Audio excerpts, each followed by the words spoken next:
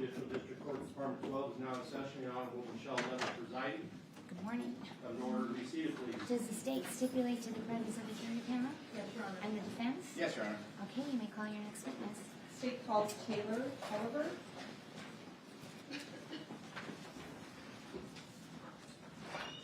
Oliver.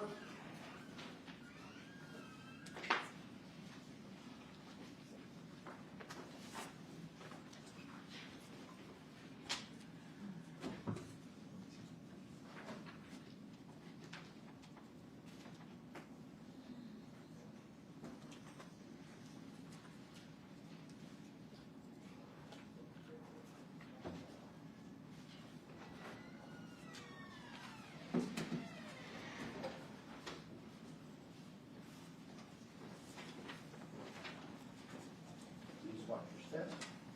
And if you'll remain standing, raise your right hand and face close. You do solemnly swear the testimony you're about to give in this action shall be the truth, the whole truth, and nothing but the truth, so help you God? I do. You may be seated. Please state and spell your first and last name for the record. Taylor Tolliver, Taylortolliver. May I proceed? Good morning, Ms. Tolliver. How Good are you morning. employed? I'm a detective with the Las Vegas Metropolitan Police Department. How long have you worked for Metro? It'll be 10 years next month. Okay. How were you assigned back in 2022? I am criminal intelligence detective. And what were your job duties back in 2022, say September? An undercover surveillance detective. And as an undercover surveillance detective back then, I think we all have a general idea of what that might look like, but can you tell the members of the jury what you did day to day as that type of detective? Essentially, we would just utilize different equipment and tactics to essentially surveil people, follow them around, observe their activities. Sometimes they would be individuals, sometimes they would be businesses, dependent on what the investigators requested. And the investigators, when they made a request of surveillance, do they explain their whole case to you, or do they just say, look, I need surveillance on this particular person on this date, or how does that work? They typically give us objectives and then enough context from their investigation for those objectives, but not in detail their entirety of their cases. Okay, so just sort of a framework so you can accomplish the objective on the surveillance? Correct. Okay. During September of 2022, did you conduct surveillance on behalf of, or at the request of, I should say, Detective Derek Jaffe? Yes. And was one of the days that you conducted surveillance September the 1st of 2022? Yes. Do you remember if that location was like a neighborhood on a street called Spanish Steps? Yes. Who was the target? Who were you watching on that day? Robert Tellis. And do you see Mr. Tellis in the courtroom today? I do. Could you point to him and describe what he's wearing today, please? A black suit with a multicolored tie. Your Honor, may the record reflect the witness has identified the defendant? When you were conducting your surveillance on September the 1st, were you in a vehicle or were you on foot, or what kind of? Predominantly in a vehicle. Okay, and as part of the surveillance, do you keep a log of activities that you observed on September the 1st? Yes. And then based on that log, is that later transferred to the detective? Yes. In addition to keeping a written log, do you also sometimes take photographs? I do. And on that day, did you take some photographs? Yes. And that would be him and at his residence doing whatever? Yes. Okay. With regard to the photographs, are those given to the requesting detective as well? They are. And then all of that is is sort of kept in a Metro file. I'm not really sure what he would do with it. They're forwarded to the case agent. After you give it to the case agent, you're kind of done? Yes. Okay. Your Honor, may I approach the witness? Thank you. Having shown defense counsel what's been marked as states 348 through 350, just ask you to look through these photographs and let me know when you're done, please.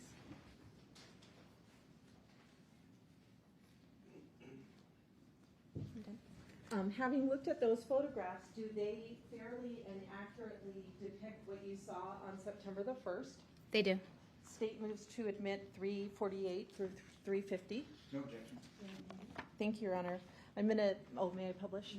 I'm going to put on the overhead what's been admitted as states 348.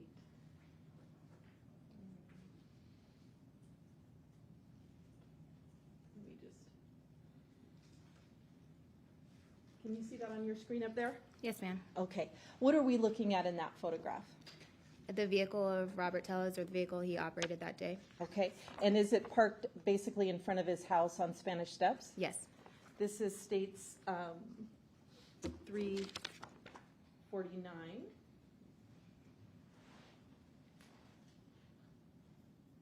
And what are we looking at in that photo?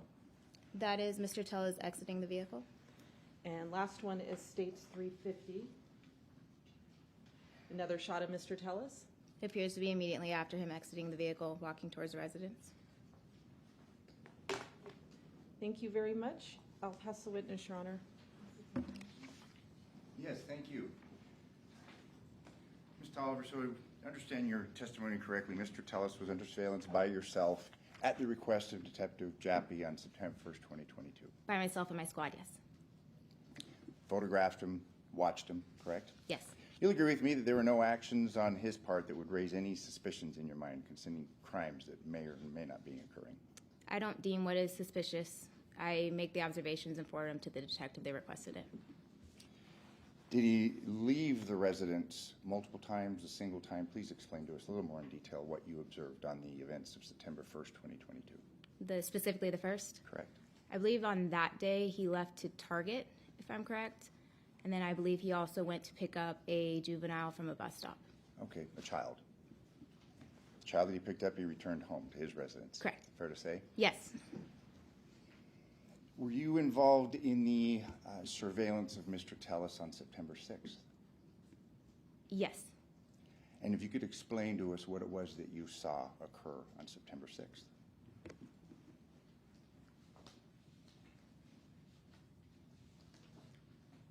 Have you reviewed your report in preparation for your testimony today? I have, but we did a couple surveillances on Mr. Tellez. Oh, I do remember. I'm sorry.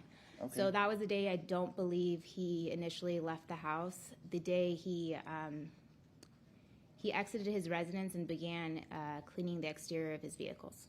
Okay, and just so we're clear, you surveilled him washing 3 vehicles, correct? Correct. And do you recall what 3 vehicles those were? There was the vehicle that was just depicted, I believe a BMW, a Tesla, and then a Yukon. Okay. You surveilled him washing the exterior of the 3 vehicles, correct? Correct. And this washing of the 3 vehicles took about 2.5 hours, correct? I believe so, yes. At no time did you see him enter and wash any of the 3 vehicles, correct? That's incorrect. I did see him enter a vehicle. But to wash, you saw him, did you see, when you saw him enter the vehicle, it was to move the vehicle, correct? No, I saw him enter a vehicle that he did not move. Okay, and what vehicle was that? The Yukon. And what specifically did you see him do inside the I vehicle? can't say what he did within the vehicle. My vantage point didn't allow me to see that. He was in the vehicle briefly. Correct. You saw him exit the residence prior to washing the 3 vehicles with cleaning agents, correct? Yes. And he used those cleaning agents to wash the BMW, correct? Yes. The Tesla, Yes. and the Yukon, the Denali, correct? Yes. But he washed the exteriors only, correct? As far as what my vantage point gave me, I saw him wash the exteriors of the 3 vehicles you just mentioned, yes. Okay, and nothing else, just the exteriors is the point I'm getting at. Correct. The only thing I was able to see was the exteriors, yes. Okay. You made note On your surveillance log of September 6th, that you saw cameras on the exterior of Mr. Tellis's residence on September 6th, correct? Yes, However, you did not see those cameras on September 1st. I did not. Thank you. I have no further questions.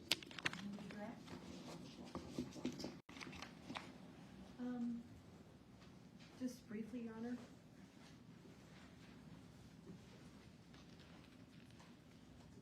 I'm going to put back on the overhead what's been admitted as states 350. The area kind of above the light here by the garage, that's where there were no cameras, right, on the 1st? Correct. And they were later seen on the 6th? Yes. Thank you very much. That's all I have, Your Honor. I have, of course, indulgent.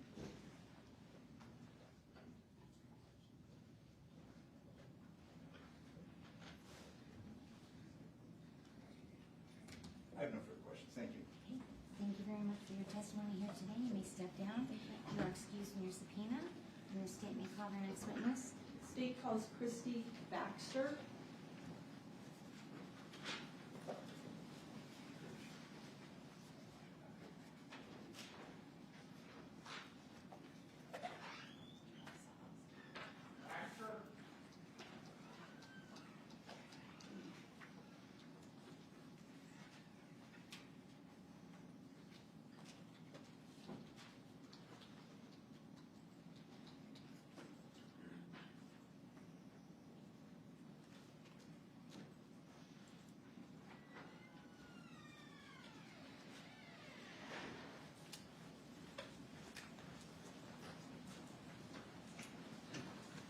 Please watch your step. And if you remain standing, raise your right hand, face clear, please. You do solemnly swear the testimony you're about to give in this action shall be the truth, the whole truth, and nothing but the truth, so help you God? I do. You may be seated. Please state and spell your first and last name for the record. It's Christy Baxter. Christy, C-H-R-I-S-T-I-E, Baxter, B-A-X-T-E-R. May I proceed, Your Honor? Ms. Baxter, how are you employed? I'm employed as a crime scene analyst supervisor with the Las Vegas Metropolitan Police Department. How long have you worked as a crime scene analyst? A little over 7 years. And how long have you had the designation as a supervisor? About 2 days. Oh, well, congratulations. Thank you. But you've worked as a crime scene analyst, I think you said for 7 years? Yes. And can you just briefly describe the training that you went through in order to work as a crime scene analyst? As a crime scene analyst, we undergo about a 3 to 4 month process where we go through the academy, where you learn all the basics to be able to be successful throughout field training. And then you go through a 3 to 4 month process in field training where you're supervised by a senior crime scene analyst. And then at the end, you take a competency test where you have to pass to be able to go on and do actual field work by yourself. And then you continue training throughout your career to make sure you're up to date. Okay. Now, we've had some testimony before this jury about the crime scene 7216 Bronze Circle. So we won't go into that in too much detail, but did you report as well as one of the crime scene analysts to Jeff Gehrman's residence on September the 3rd of 2022? Yes, ma'am. And you worked with Claire Browning and other crime scene analysts and detectives to process that scene? I did. What was your responsibility in terms of the scene? For this scene, my responsibility was impounding all evidence and doing the scans to complete a diagram. Okay, and we've seen the diagram, but in terms of what you impounded, were they swabs of like possible DNA off like rocks and bushes and that sort of thing? Yes, we took the rocks as an original surface with apparent blood. We took additional swabs of apparent blood and then DNA swabs of other surfaces as well. Okay, and all of that was impounded by you? Yes, ma'am.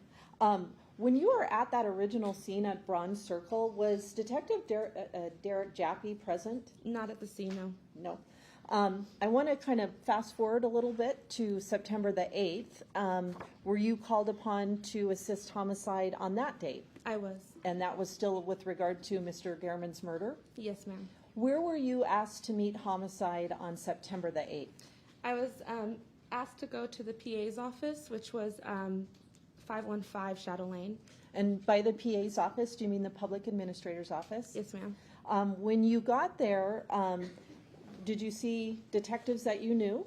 Yes, we all met up. Okay, and there would be homicide detectives present? Yes. Did you see Detective Jappy on the 8th? Yes, I did. And was he doing something separate than homicide? Were you there at homicide's request or his request? I was there at homicide's request. Did he appear to be taking his own pictures and doing his own sort of look through the PA's office? Yes, he was. So it was separate from what homicide was doing? Yes. Were you primarily working with Detective Gaddis? Yes, she was primary on the investigation. Okay. Was one of your responsibilities on the 8th to take photographs of the offices at the public administrator's office? It was. May I approach the witness, Your Honor? Ms. Baxter, I'm going to show you what's been marked as states 204 to 213. Just to ask you to look through those and let me know when you're done. Okay.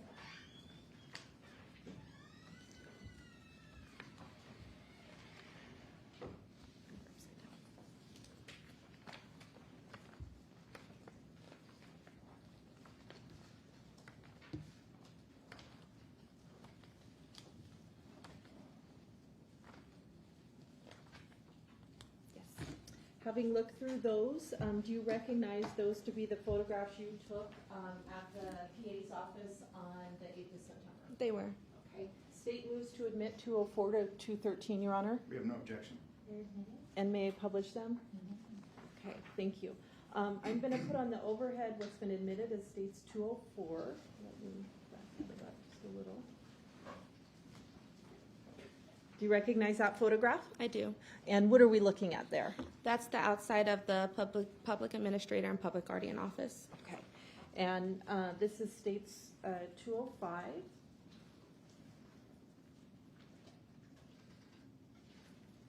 What's that a photograph of?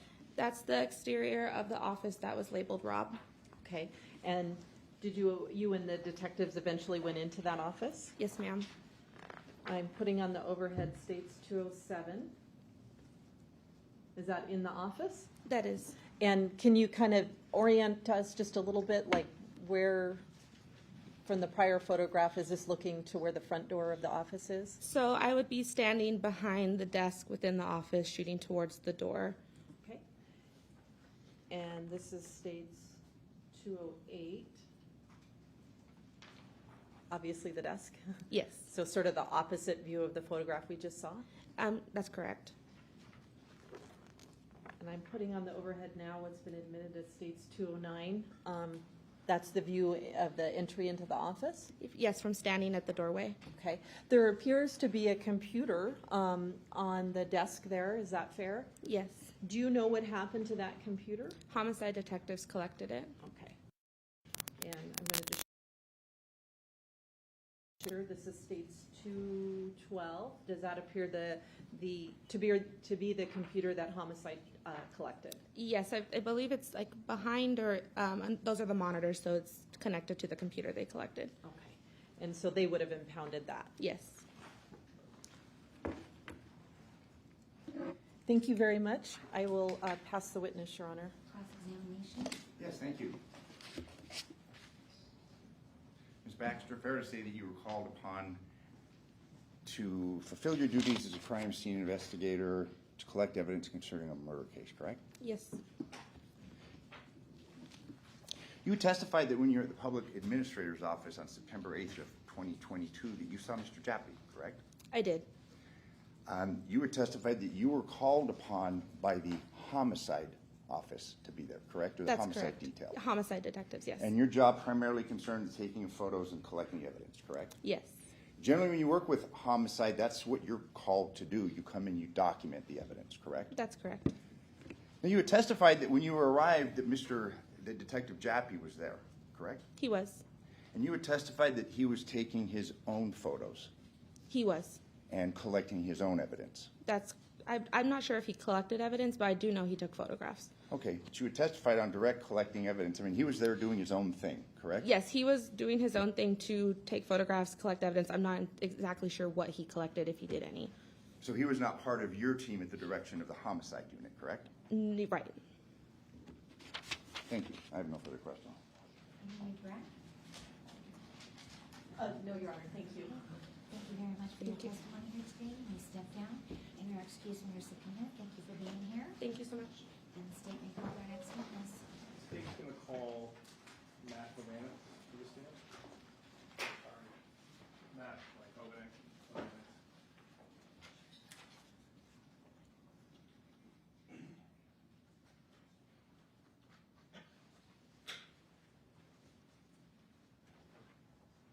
Your Honor, may I just grab another pen? Thank you.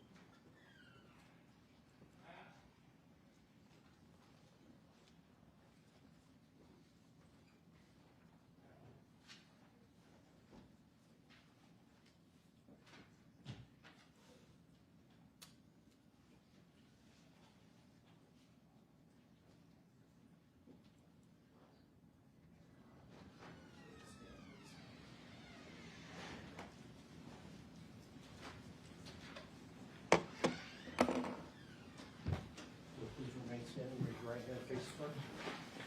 You do solemnly swear the testimony you're about to give in this action shall be the truth, the whole truth, and nothing but the truth, so help you God? I do. You may be seated.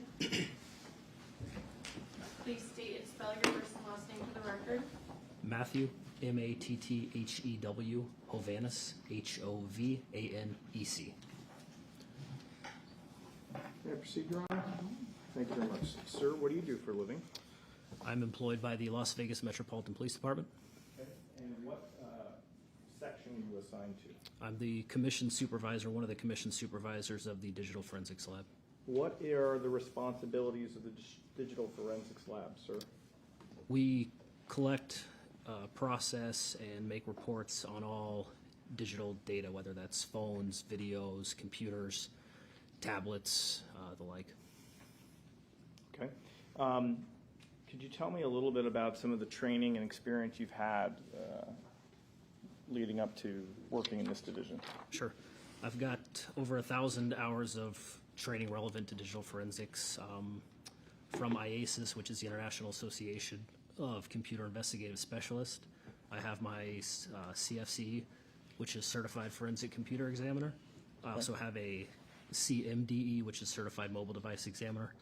For some of the vendor-specific training that we use with Cellebrite, I have a CCO and CCPA certification, also drone certified through Cellebrite. With Magnet, I have a MCFE, Magnet Certified Forensic Examiner, and a CMGE. I also have training in cell phone repair and video training. Okay. Did you assist Metro and specifically the homicide section led by Justine Gaddis in an investigation regarding the death of Jeffrey Gehrman? I did. Were there a series of devices that you were responsible for forensically downloading? There were. Did that include a phone that belonged to Robert Tellis? Yes. Do you remember what type of phone that was? I believe it was a Google Pixel 6. Okay.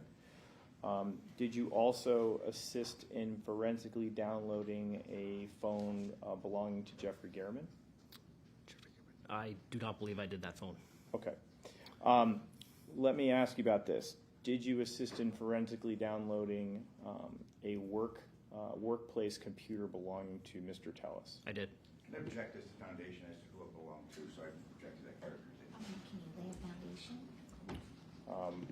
Sure. Well, let's start this way. Did you forensically download a desktop? I did. Okay. Did you review any materials or documents to learn where that desktop came from? I did. Okay. What sort of materials did you review?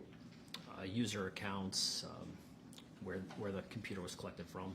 Okay. Did you ever have any time to consult also with Detective Justine Gaddis about materials that were collected by her homicide team? Yes. Okay. So let me ask you the question again. There was a desktop that you forensically downloaded, correct? Yes. Who did it belong to? Robert Tellis. Okay. And where did it come from? From the Clark County, I can't remember the exact Public title of the Administrator's office. Public Office? Administrator's Office, yes. Okay. Thank you. Sir, if you could, just explain to the jury what does it mean to forensically download something? So when we forensically download something, we get the device in the state it is and try to make absolutely no changes to it. We want the device to be in the same state it was when we retrieved that device or when we were given that device. So when we download a phone or download a computer, we're using software and hardware that makes no changes to that device. Okay. Are you familiar with a program called Celebrite? I am. What is Celebrite? Celebrite is a company that manufactures software and hardware for downloading phones, computers and phones. Was Celebrite utilized in the forensic download of Robert Tellis's Google Pixel phone? Yes. All right. I want to ask you, with respect to Mr. Tellis's workplace desktop computer, what program was used to forensically download that? For that, it was Magnet Axiom. Okay. How does that operate? Similar to Celebrite, different? It's similar to Celebrite. A program's used to create an image, and then Magnet, the Axiom program, is used to process that image and create reports. Okay, so we're talking about reports. Are they sometimes referred to as an extraction report? Yes. Okay, what is an extraction report? There's different types of reports that can be created by each program. It's something that allows the end user, in this case, detectives going over the case or attorneys, to look at that data that I've processed in a viewable format, tag items, create reports from it. Okay. When you look at one of these, so for example, if there's certain information in a phone that's identified as potentially relevant or connected some way, you can identify it, and then this report will spit it out in some sort of format. Would that be correct? Yes. Okay. So for example, will the extraction report have information about potentially when, let's just use a photo, for example. Let's say you find a photo, it is marked, and it's extract. Will it have information potentially relating to either when it's created or maybe when it's appearing on the phone, something along those lines? It is possible. Okay. Will it include potentially locations, like a pathway about where it might be found within a device? Yes. Potentially, let's say if the image has, like maybe there's metadata about GPS coordinates, could sometimes that be attached to an image or some sort of device? It can be. Okay, it just depends, correct? Yes. Have you reviewed a series of extraction reports related to information contained inside Mr. Tellis's phone? Yes. All right. I'd like to, let's see, I'm going to show, give me 1 second.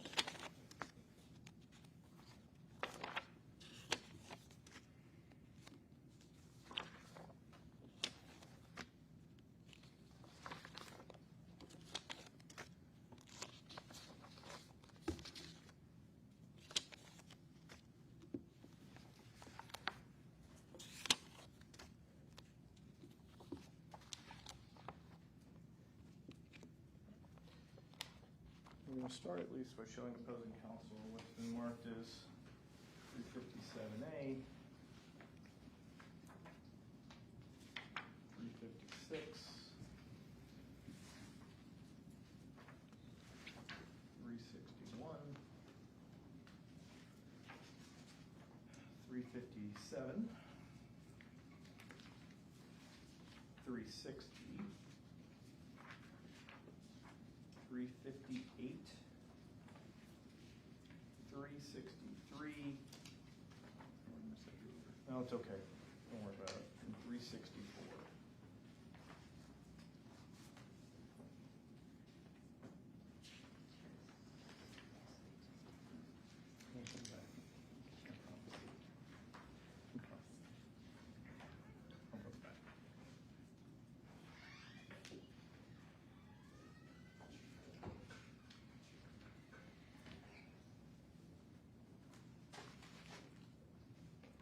I reviewed these.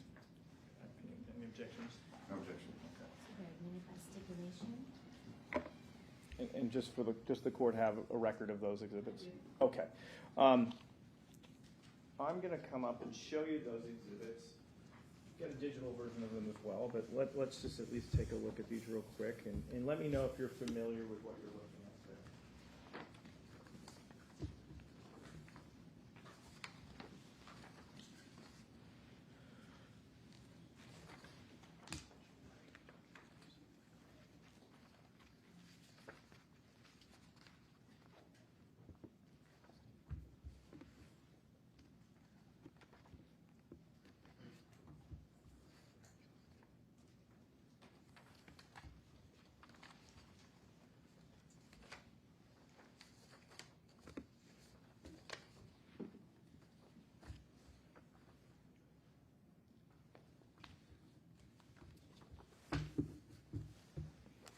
Yes, I'm familiar with these.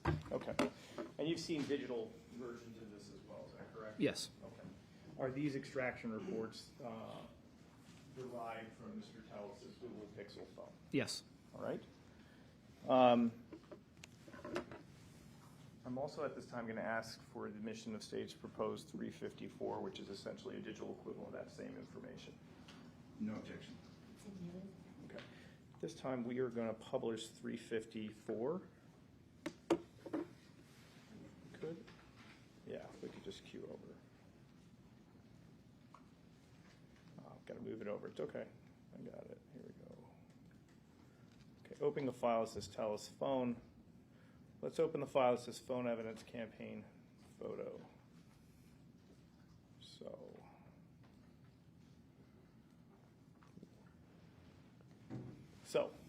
let's close this up. So this is an example of an extraction report, sir? Yes. Okay. And let me just zoom in here for a second. So we have this thing that says path. What is that? That's the file path that this specific artifact was located at. All right. And when you look at that, can you tell roughly where in the phone that's coming from? I can tell what application it was derived from. Okay, so tell us what application it was derived from. From Google Photos. From Google Photos. What is it? What do you see there in that extraction pathway that tells you that? The google.android.apps.photos.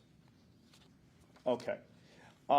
We look over to the right. There's in that second big column, it indicates the word modified. What does that mean? So being that this is a cached file, that's the last time that the phone interacted with that specific file. Okay.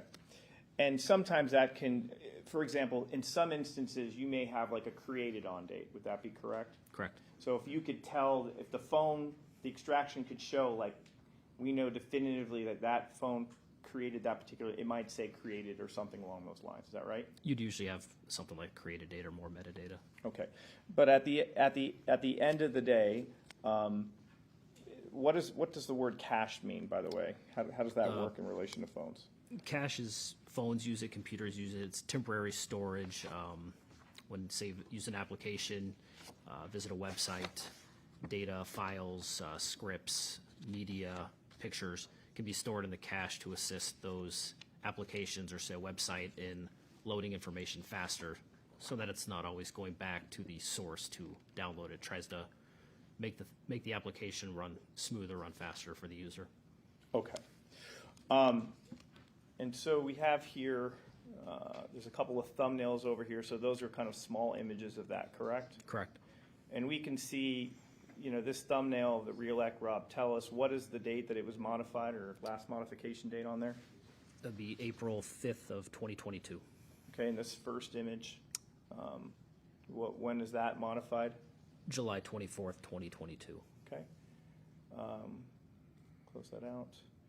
And then there are associated in this folder we have a full image, is that correct? That is correct. Okay.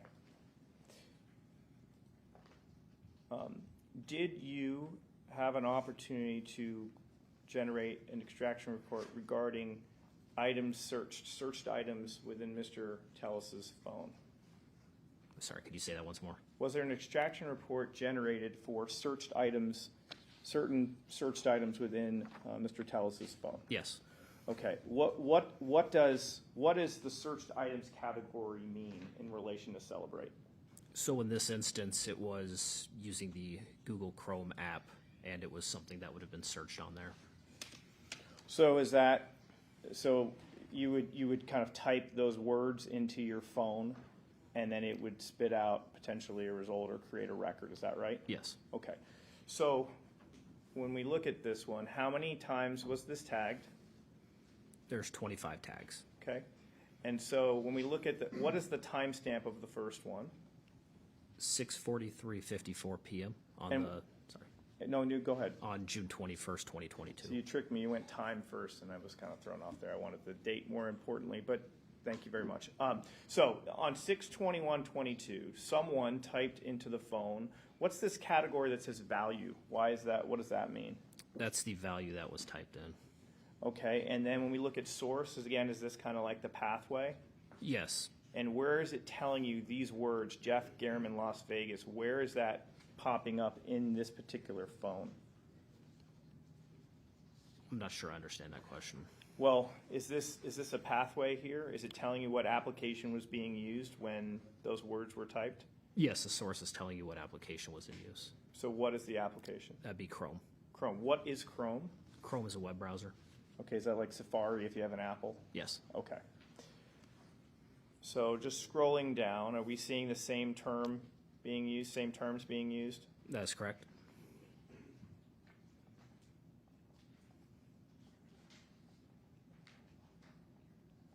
Does it appear that all of these dates are June 21st of 2022? It does. Looking at entry number 17, what's the value in terms being used now? In value, it's Jeff Garriman, Las Vegas, with Rob 4 in V in parentheses. Okay. Or, sorry, quotations.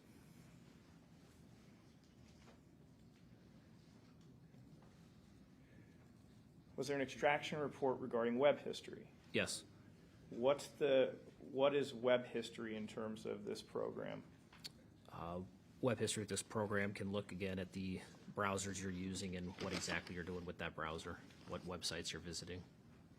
Okay, so you can kind of see, again, someone may type in terms and you can see if they're visiting a particular website. Is that Yes. correct? How many tags are there here? 18. Okay. What was the title? What were the words being typed into Google search? Jeff Garriman, Las Vegas, And what was the date? 6/21/22, At what time? 6:43:54 p.m. Does this appear to parallel the first entry under the searched items as well? It does.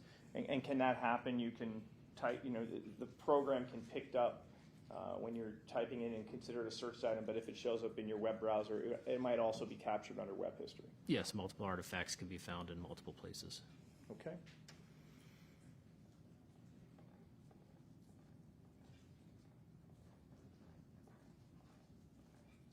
And these are examples of all the time that those terms were searched. Is that right? Yes. Okay.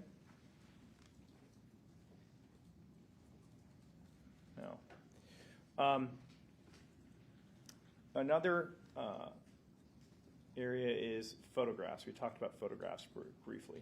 Were there a series of extractions brought up regarding images found on a phone? Yes. Okay.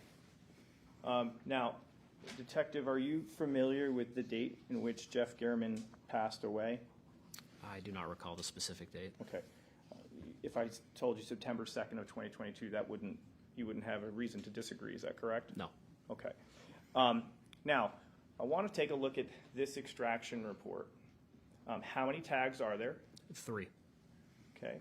And what is the pathway related to these images? Again, it's from the google.android.apps.photos. Okay. And so it's coming from like a photo library? From Google Photos. Okay. And a Google Photos in his phone?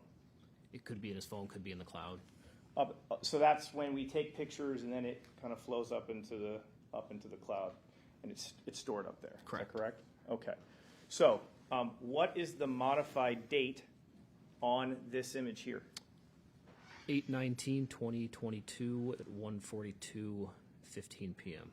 Okay. How about the second entry? What is the modified date there? 8/19/2022 12:23:30 p.m. Okay.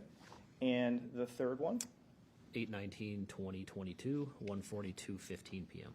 Okay. And you mentioned that these also capture the actual images themselves. Is that right?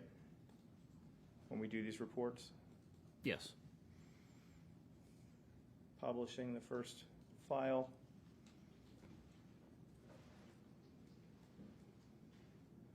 What color is that shoe on the right? It appears to be gray. Okay. What brand does it appear to be? Nike? Sir, when we look at the sole of the shoe, is it purely white or does it appear to have a design somewhere in the middle here? Appears there's a design. what sort of design does it look like? 4 black squares. Okay. And this image was found inside Mr. Tellis's phone. Yes. And the modified date on that was August 19th of 2022. Yes. Okay, so roughly, do my math correctly, 13 days before Mr. Garriman's murder, 12 days if my math is off. Sounds correct. Okay.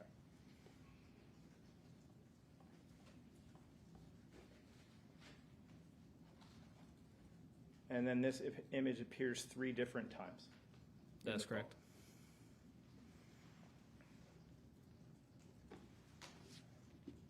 One second.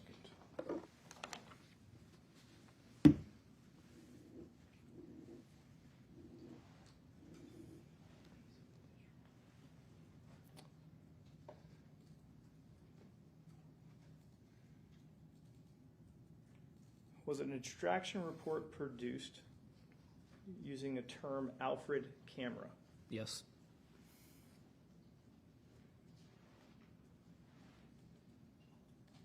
Publishing that file. How many, what is timeline?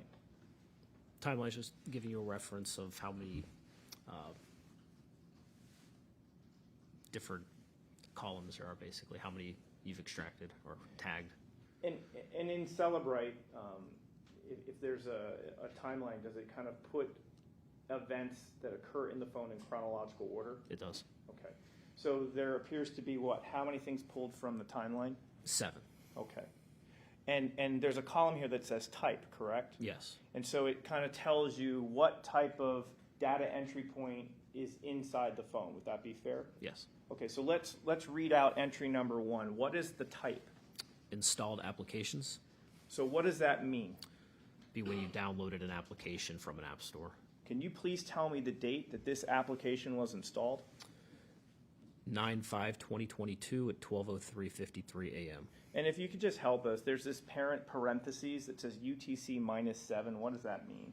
UTC is a time code, so right now we're in -7 during daylight savings time.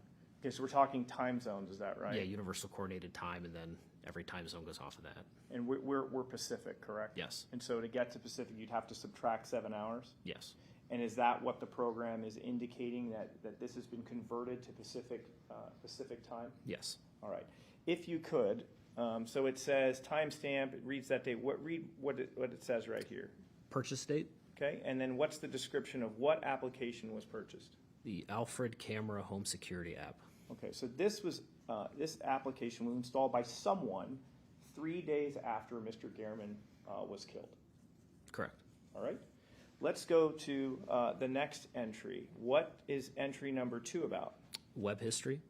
All right. And give us the date and time. 9/5/2022, 12:10:46 a.m. So because this is timeline, it's kind of merging different sources of information, correct? Yes. Like before we had a report that just looked at web history, but timeline can pull from different spaces, right? Correct. So for example, if there was an image that might relate to this, it would also migrate into this report. Would that be correct? That's possible. All right. So if you could, it's indicate, what's the term that's being used right there? It's the last visited time. What does that mean? When somebody last visited that website. All right. So at 12:10 a.m., what is the user of this phone visiting? The Alfred Web Viewer PC is home security monitor using Google Chrome. Okay. And we find, is there a second entry mirroring all of that same information? Yes. Look at entry number 4. How about then? Same information. But is the date a little bit different? The time is different, yes. Okay. We have other similar entries. Is that correct on the 5th? That is correct. Okay.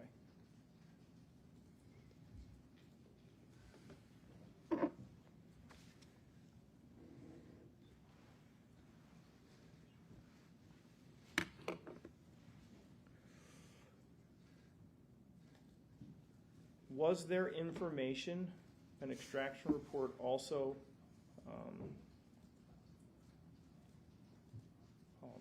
was there also an extraction report derived from images that appeared to come from Google Maps? Yes. Okay.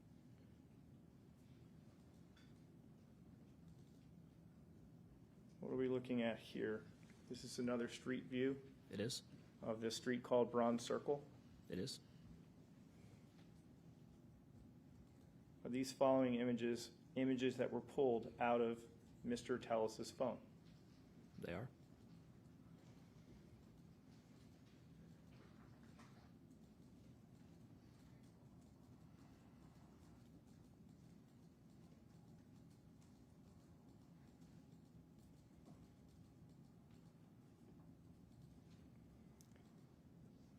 And there's a series of folders here that identify different houses on this street. Would that be correct? Correct. Okay. But ultimately, when you put them all together, it totals.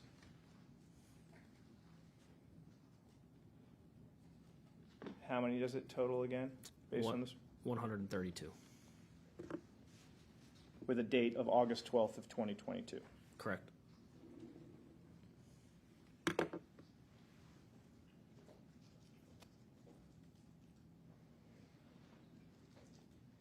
Was there also images, an extraction report created regarding what appeared to be, I apologize, I need to move this over, what appeared to be almost like surveillance, There was.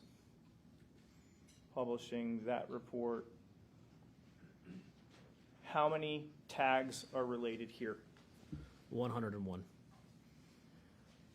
If you could, please tell me the pathway where these images come from.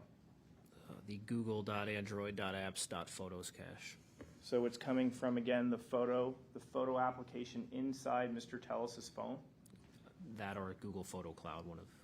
Okay, or it was up in the cloud associated, but that phone, that particular phone belonging to Mr. Tellis is associated with that cloud, correct? Yes. Okay. What's the modification date on this? 8/15/2022, 10/24:07 a.m.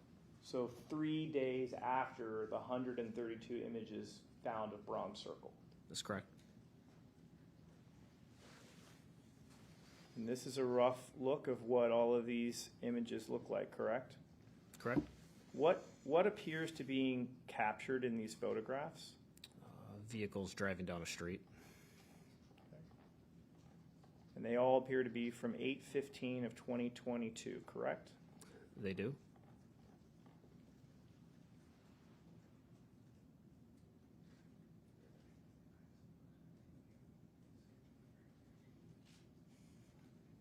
So a total of 101, is that right? That's correct.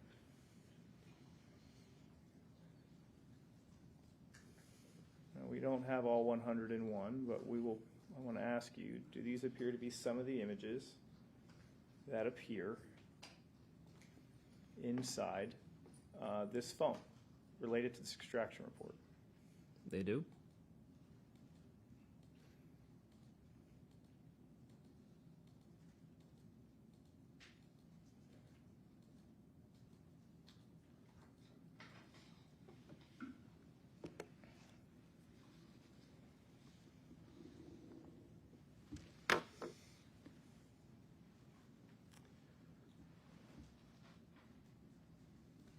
Was there also an extraction report created relating to images that appeared to have information related to Jeffrey Gehrman?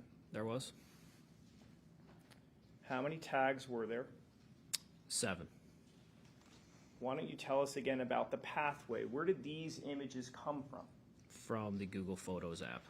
So the same application that had kind of like the pictures of the cars driving by, same place. Yes. In the same place where all the Bronze Circle pictures are taken, correct? Yes. Okay, those came from the 12th and the 15th. Tell us about this date. When do these images, when are these at least show up as being modified? 8/23/2022. Okay, so just a couple of days later, correct? Correct. And every one of these 7 images is from that date, correct? Correct.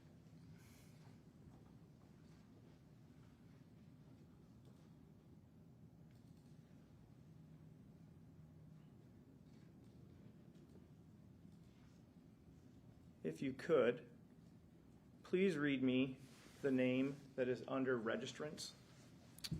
Jeffrey M. Gehrman. Okay. I'd like to go 2 notches down. Please read the registrant and the address. Jeffrey M. Gehrman, 7216 Bronze Circle, Las Vegas, Nevada, 89128, I believe. Okay. Can you tell me what is this? Read the top line up here. What does that say? 2021 Honda Civic Sport. It provides a VIN number as well. Is that right? It does? Okay. It provides the body style. Is that right? It does? And when we look at this, can you look at the bottom and read the words of what that says right there? Dell.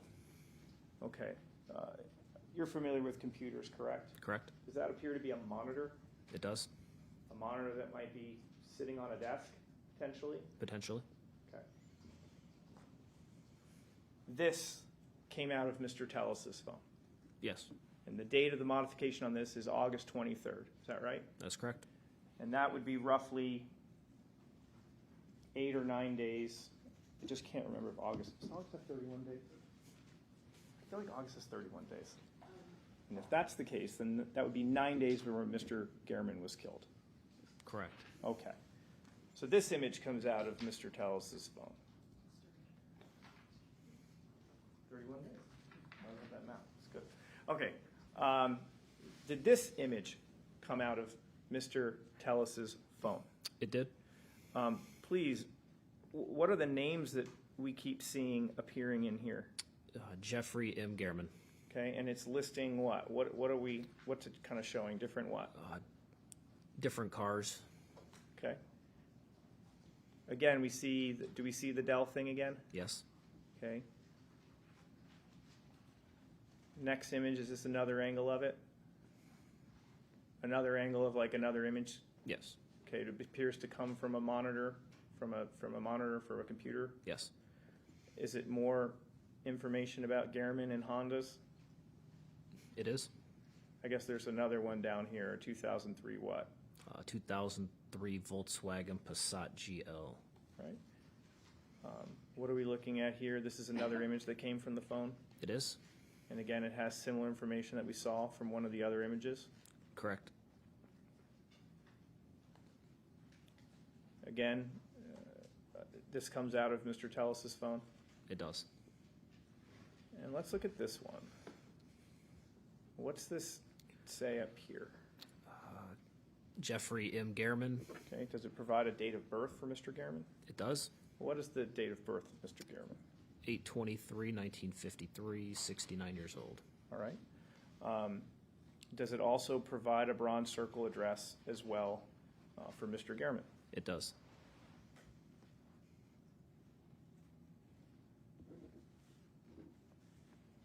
So the date on that is 8/23. Is that correct? That's correct. Okay.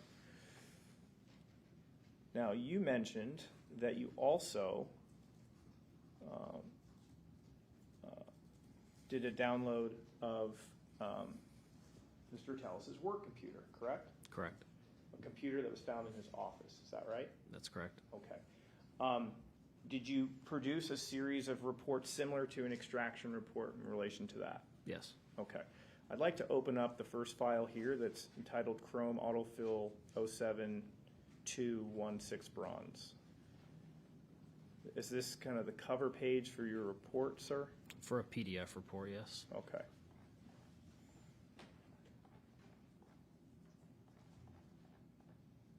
So, this indicates Chrome Autofill Record 1, is that right? That's correct. Tell me, what's the significance of the category name?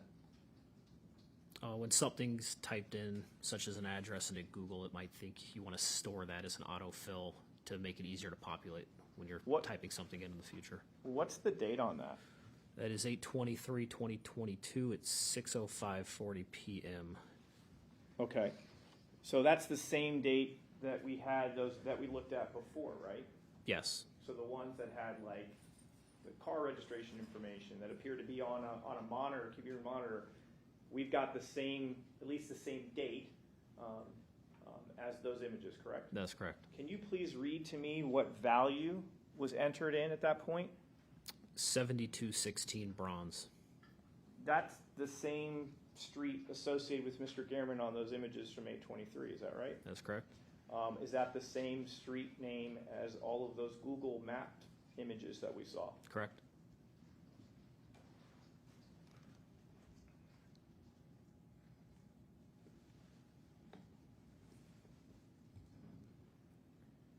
Let's open the file. It says Chrome logins,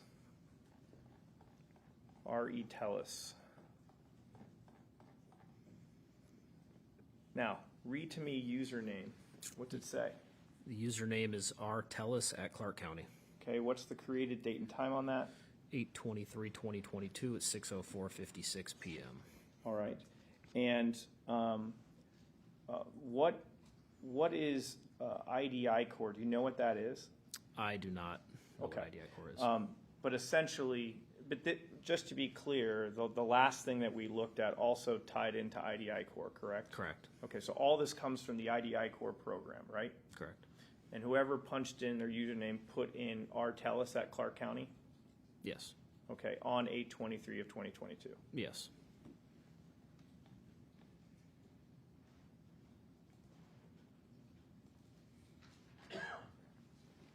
Now I'm opening a file that says Chrome Web History Expanded Person Search. Can you tell me what's the date and time on this one? 8/23/2022, 6:05:41 p.m. And read to me the URL or the website that was being visited. It's www.idicore.com/search/expanded person search. And there's a visit count. How many times is that visited? 7. And again, this is all from the same date as we saw those other images that appeared to come from a desktop monitor. Correct. Court's indulgent. I have no further questions for this witness.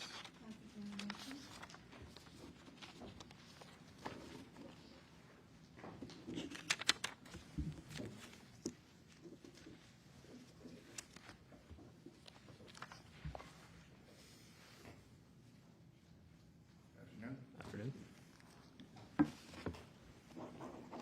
In reference to the report that you generated, which is States Exhibit 354, we'll start with the questions concerning the extractions in reference to the cell phone. Do you call that line of questioning? There are a number of times that you were asked by the state the cell phone, and you pretty much every time responded the iCloud, correct? These images that you can testify to were derived or extracted from the iCloud. No, iCloud would be for an Apple phone. This was a Google phone. Okay, so just it would be the a cloud, the Yes. cloud, Google Cloud. I mean, Yes. are you aware of how many devices, communication devices, had access to this cloud? I'm not. So it could be 1, it could be 20. You're not able to give an opinion or testimony in reference to the number of cell phones, correct? With access to that cloud account, no. You have had experience in your employee dealing with clouds that are hacked. Personally, no. Personally, but you've been involved, but you're aware of investigations wherein a person's cloud is hacked. Yes, In fact, we hear about it, don't we? Oftentimes, oh, my cloud was hacked. we do. You were not called upon to conduct an investigation concerning the hacking of this cloud, correct? No. You were asked questions concerning an application in reference to security cameras. Do you remember that line of questioning? Correct. And it appeared that there was an app downloaded, whether to the phone. Can you testify concerning that? Was that downloaded to the phone or to the cloud? It was downloaded to the phone. So we're able to pinpoint the security application being downloaded to that phone, correct? Correct. The Pixel phone. Correct. And you were asked a date, and that date was on September 5th, 2022, correct? That sounds correct.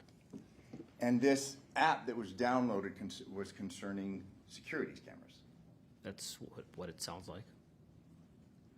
Fairly common. One can download a security camera app in order to monitor their security cameras. It is. You'll agree with me that generally people download or purchase a security camera and download an application concerning that security camera if there's a concern in reference to their security. Yes. You were asked questions in relation to the date that Mr. Gehrman passed, and you were told, hey, if it's September 2nd, 2022, would you have any reason to disagree with me? You call that question? Yes. Obviously, this case concerns the passing, the killing of Mr. Gehrman, correct? Correct. Fair to say that a person downloads a security app in reference to a security system in order to protect themselves and their property. Correct. Objection, cost respect. Obviously, the point being that hey, if a person's concerned about their security, someone that they may know has been killed, it would be reasonable to assume they would get a security camera and download an app in order to access that security camera from their phone. Could be.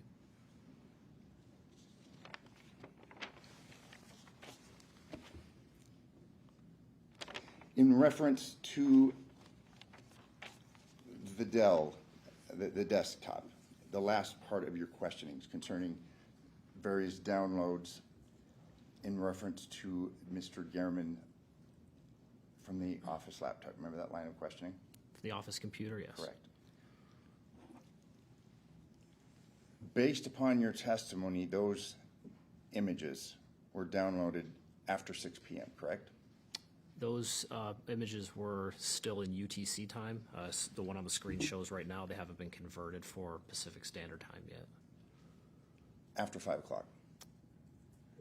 No, that website, if you do the time conversion, would be 11:05:41 a.m. on the 23rd.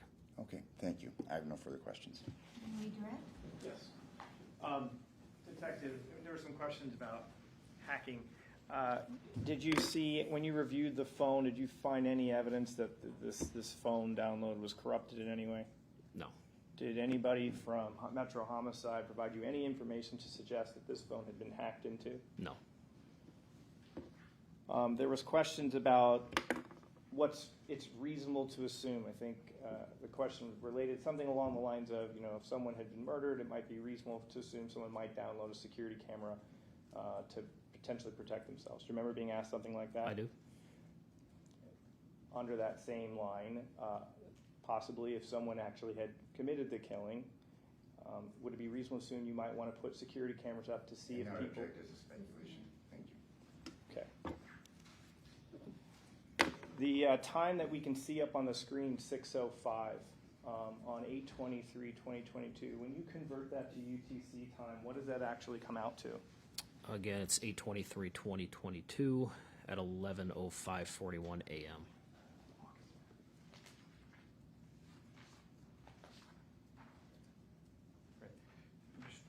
Showing opposing counsel, which is marked as no objection. Permission to publish 351. It's not admitted. Okay, it's admitted by stipulation at this Correct, time, yes. and you may publish. Could we just cue over for 1 second?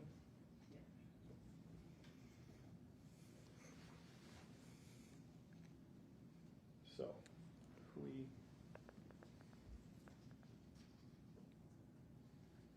August 22nd fell on a what? August 22nd fell on a Monday.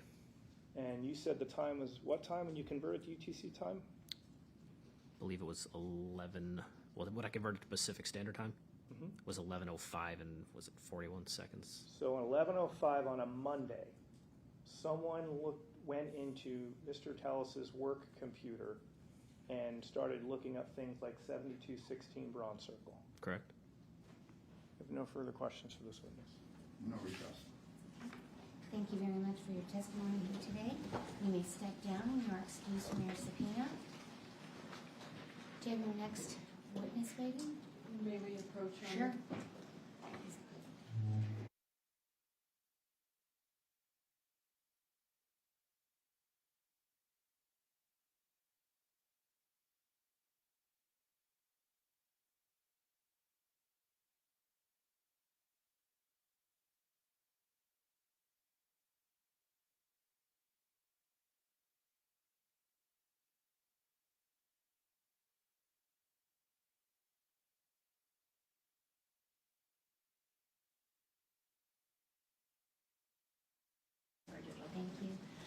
this time, we're going to recess for lunch. During this recess, you're admonished not to discuss or communicate with anyone, including your fellow jurors, in any way regarding the case or its merits, either by voice, phone, email, text, internet, or other means of communication or social media. Read, watch, or listen to any news or media accounts or commentary about the case. Do any research, consult dictionaries, the internet, or reference materials. Do any investigation, test a theory, recreate any aspect of the case, or in any other way investigate or learn about the case on your own, or former express any opinion regarding the case till it's finally submitted to you, and will be in recess till 1:30. Thank you.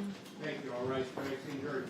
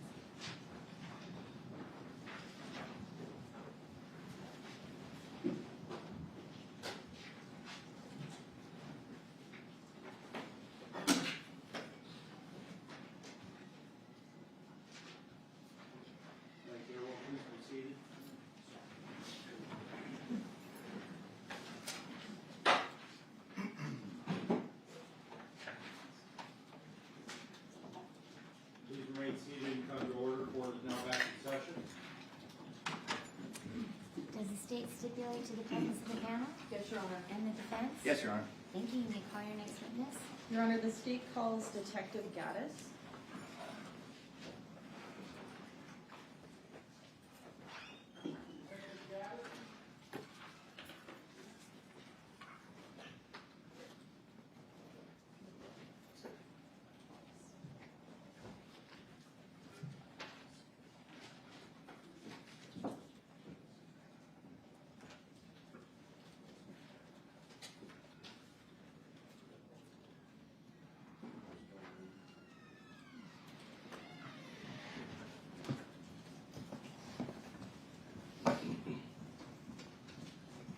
Please watch your step, and if you'll remain standing, raise your right hand and face the clerk. You do solemnly swear the testimony you're about to give in this action shall be the truth, the whole truth, and nothing but the truth, so help you God? Yes, I do. You may be seated. Thank you, ma'am. Please state and spell your first and last name for the record. My first name is Justine, Justine, and my last name is Gaddis, Gatus. May I proceed? Good afternoon. Good afternoon. How are you employed? I am a homicide detective with the Las Vegas Metropolitan Police Department. How long have you worked for Metro total? Total 17 years, and I've been a detective for 12. I've been in the homicide section for 6. Okay, so you were working in the homicide section on September the 3rd of 2022. Yes, ma'am. Can you describe for the members of the jury how it is that homicide assignments for particular cases come about? Like, what is the rotation? And that's exactly what it is. It's literally a rotation. We have 4 squads. There's 6 people on each squad, and it just goes through basically 12 different teams as the days go by. It's just whoever catches the next case. So there's no way of knowing ahead of time when you're going to catch a particular homicide? No, ma'am. And it's random who's assigned to a particular case? And it sticks in the rotation form. Yeah. Okay. So you had no way to pre-assign yourself to the investigation of Jeffrey Gehrman? That's correct. You just happened to be the team that was up on the 3rd? Yes, ma'am. And when you got that case, can you describe for the members of the jury how it is that detectives in homicide are notified to respond to a particular location? So we get phone calls or texts, actually pretty regularly. But that day in particular, it was I think probably just a text message. They send us an address and an event number, and that's it. We show up at the address, and then we get a briefing from the patrol officers, and they give us a general background of what they have so far with their preliminary investigation. Okay, and so on the 3rd, you would have responded to Bronze Circle, Yes, ma'am. and that's 7216 Bronze Circle. That is correct. I'm putting on the overhead what's been admitted, State's Exhibit 4.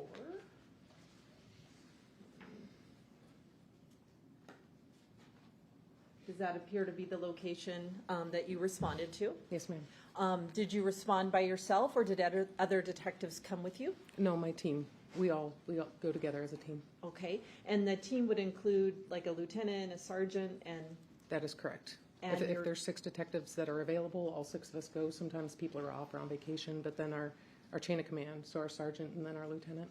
okay.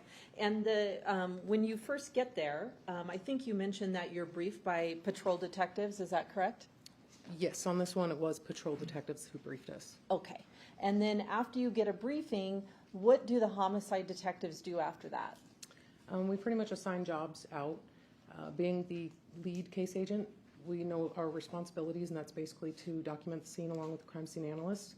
The rest of the members of the team will have them go look for video surveillance, go try to find witnesses, just knock doors and see who can find to talk to. Okay. So you were the primary. Yes, ma'am. So that meant you stayed at the scene with the crime scene analyst. Yes. When you walk, I assume at some point you walked the scene. Correct. And did you go inside the house as well? Yes, ma'am. When you did sort of perimeter view of that scene, did you see any signs of forced entry or anything that caused you concern that the inside of that house might have been compromised? No. The scene's primarily on the left side of the house on the side yard? The west side, yes. Okay. When you went to the scene, I assume it was roped off by patrol officers Crime scene tape was up, yes. prior to your arrival? Correct. Okay. And I'm going to put on the overhead now State's Exhibit 10. You recognize that photo, I assume, Yes, ma'am. and that's Mr. Gehrman That's correct. as he appeared at the scene when you get there on the 3rd. Yes, ma'am. Now, when you arrived at the homicide scene, were you familiar with who he was? No. Okay, did at some point in the investigation you learned that, oh, he's a local reporter and kind of well known? Yep, that day, actually, one of the neighbors told somebody on our squad or somebody in the patrol section that he was a reporter for the RJ, so we did know that day. Okay. And when you observed Mr. Gehrman at the scene itself, did you take note of items of property that were on his person? Yes, I did. And what did you take, what was on him? He still had his car keys, he had money, he had his phone. There was, most valuable things that people generally keep with them, he had. Okay. And I'm putting on the overhead States 41. Does that appear to be the keys? Yes, ma'am. And his car was where at the scene? It was in the garage. Okay.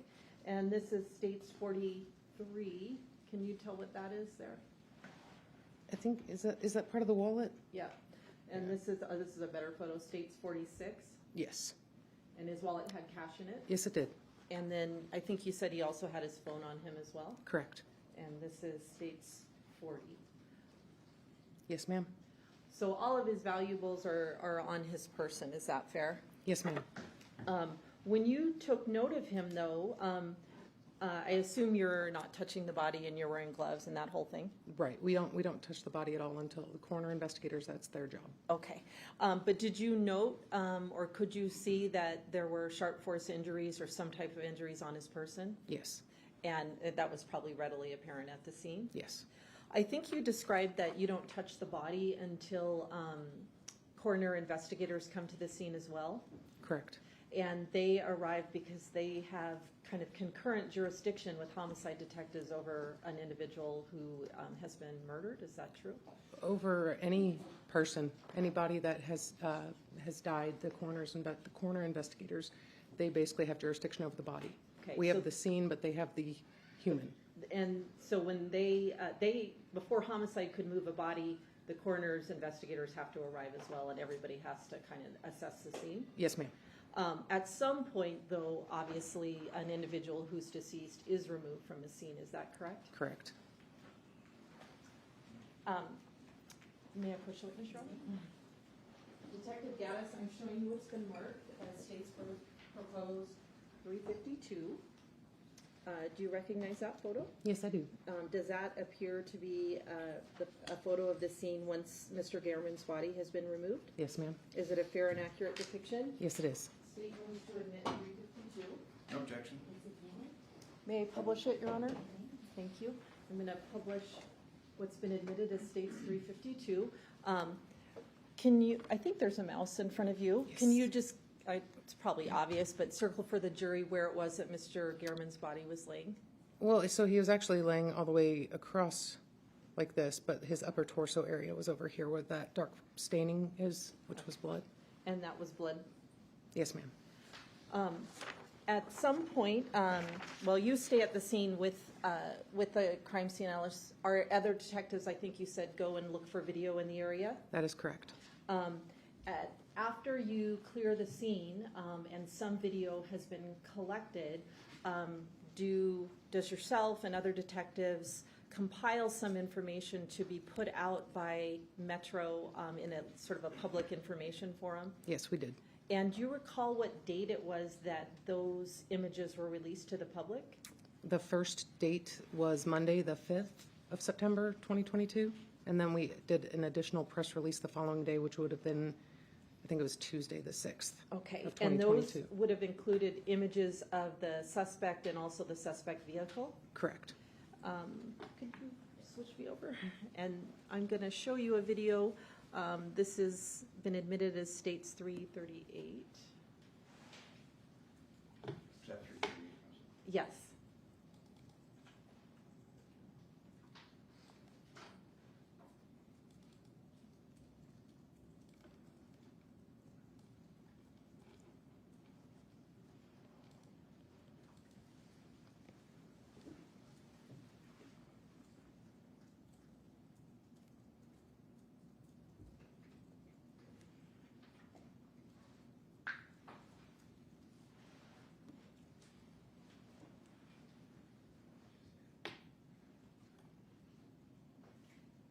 And do those appear to be the images, or at least some of the images that were used by Metro in conjunction with leasing information about the crime? Yes, that's correct. Now, after that was released, do yourself and other detectives get tips from the public, people saying who this might be? Yes, we did. We received emails, phone calls. There was Crime Stopper tips that came in. We did receive many tips. And did some of the tips suggest to you that you should consider Robert Tellis as a suspect? That is correct. After you get his name as a potential suspect, do you do some research with regard to his relationship to Jeffrey Gehrman? Yes, I did. And what do you find out, or what do you discover? I found several articles that Jeffrey Gehrman wrote about Rob Tejas. They weren't flattering. Your Honor, may I approach the witness? Thank you. Having shown defense counsel what's been marked as state's proposed 353, 353A, 353B, 353C, 353D, 353E, and 353F. Do you recognize all those items? Yes, ma'am. Do they depict some of the articles and social media commentary between Robert Tellis and Jeffrey Gehrman? Yes, they are. State moves to admit 353A through F. And outside of what was previously addressed, we have no opposition. Thank you. I'm going to put on the overhead what's been admitted as states 353.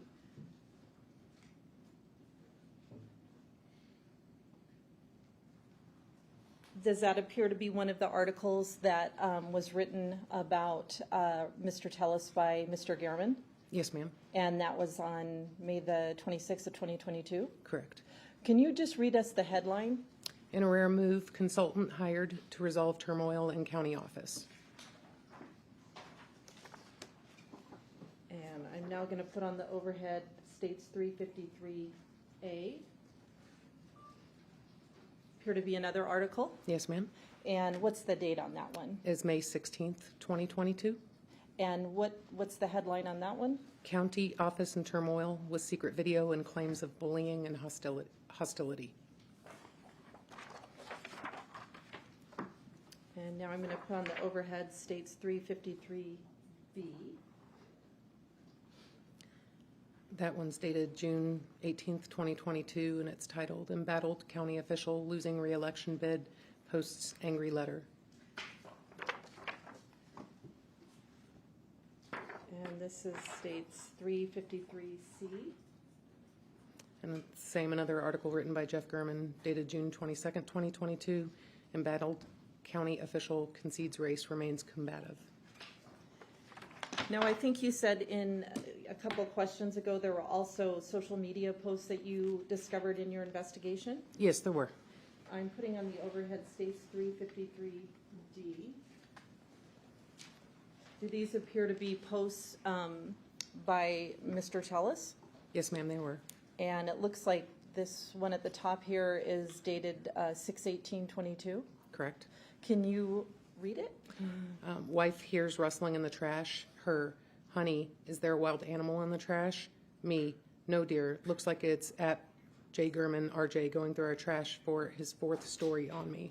Oh, Jeff, and a laughy emoji. Okay. And the rest of the text, it sort of compares or suggests that I left a pizza box and a sushi container in the trash. The next thing I'm going to have like sort of criminal organization ties. Correct. And then not the last one, but the second to last one on that page, I think on 6/25/22. Can you read that one? Typical bully, can't take a pound of criticism after slinging 100 pounds of BS. Up to article number 4 now. You'd think he'd have better things to do. And then this last one on the page, which is also on 6/18. That one says, looking forward to lying smear piece number 4 by at J. Gehrman, RJ. Hashtag one trick pony. I think he's mad that I haven't crawled into a hole and died. Now putting on the overhead what's been admitted as States 353E. Looks like some more social media posts. Yes, ma'am. And that one is from June the 17th of 2022, is that correct? Correct. And what does that one say? It says, does the at LVRJ know that at J Gurman RJ may be doing double duty on their dime? Do they know that he basically made a veiled threat to take me down, or take down my site, I'm sorry, with the truth after I had already lost the election? And then there's like a screenshot, I guess, of Text messages, yes. messages between himself and Gurman. That is correct. And at least you probably, can you see all of that one, where Gurman responds? Yes. What does that say? In the long response there, Yeah. it says, Rob, I'm putting together another story on your office. This has to do with the letter you posted on your campaign website addressing the hostile work allegations. Employees view that as a threat of retaliation and have reported it to Human Resources. I would like to get your comments on that as well as your take on the election results so far. I would need something from you this afternoon. Okay. And are you also aware of a letter that Mr. Tellis posted on his website, sort of answering some of the things that were alleged in those articles? Yes, ma'am. And let me see if I can get that.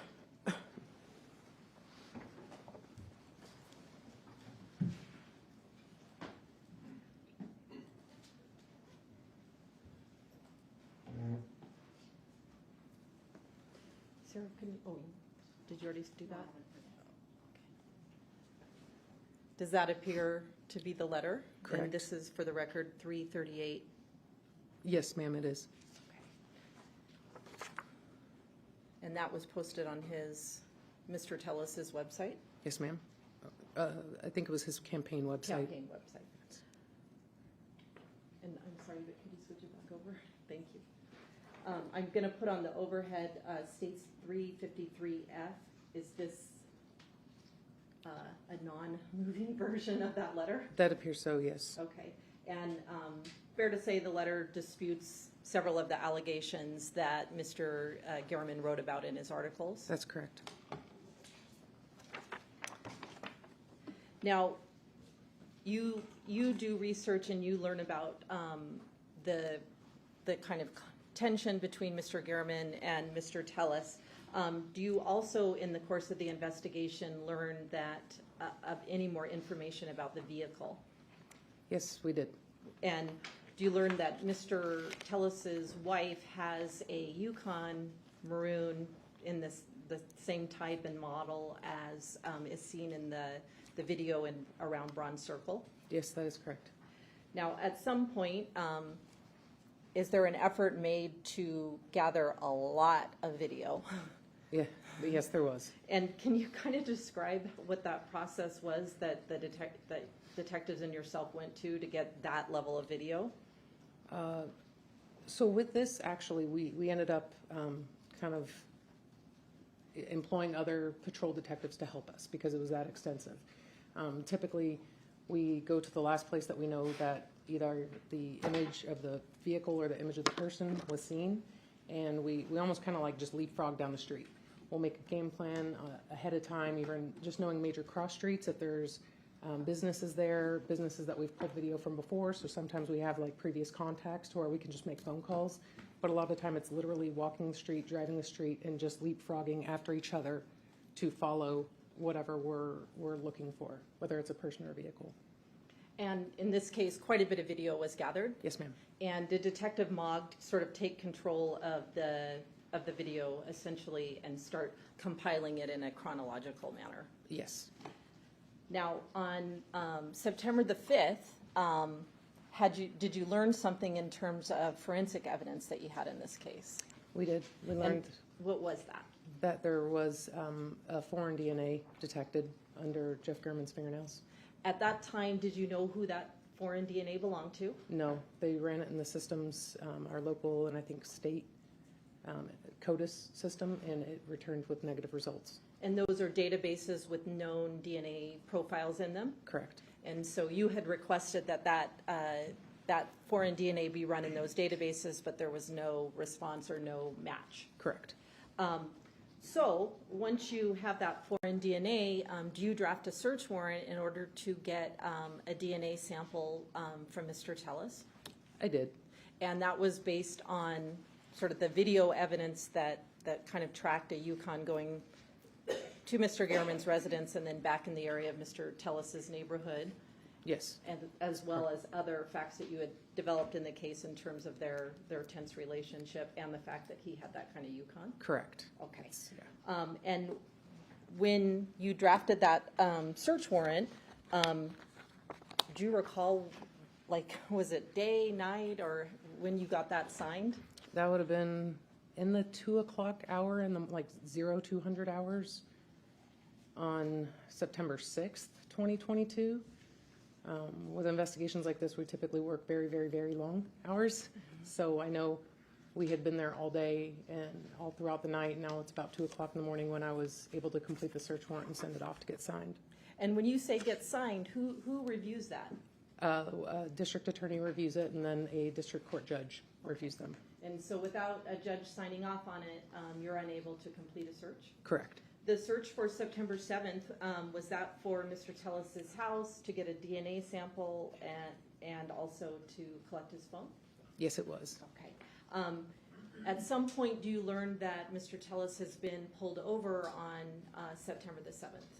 Yes, and that was the same morning. I think I misspoke a moment ago and said the 6th, but it was into the 7th Okay. of the so morning. To be clear, the warrant signed at like 2 in the morning on the 7th? Correct. And then he's pulled over to effectuate that warrant about 5 hours later?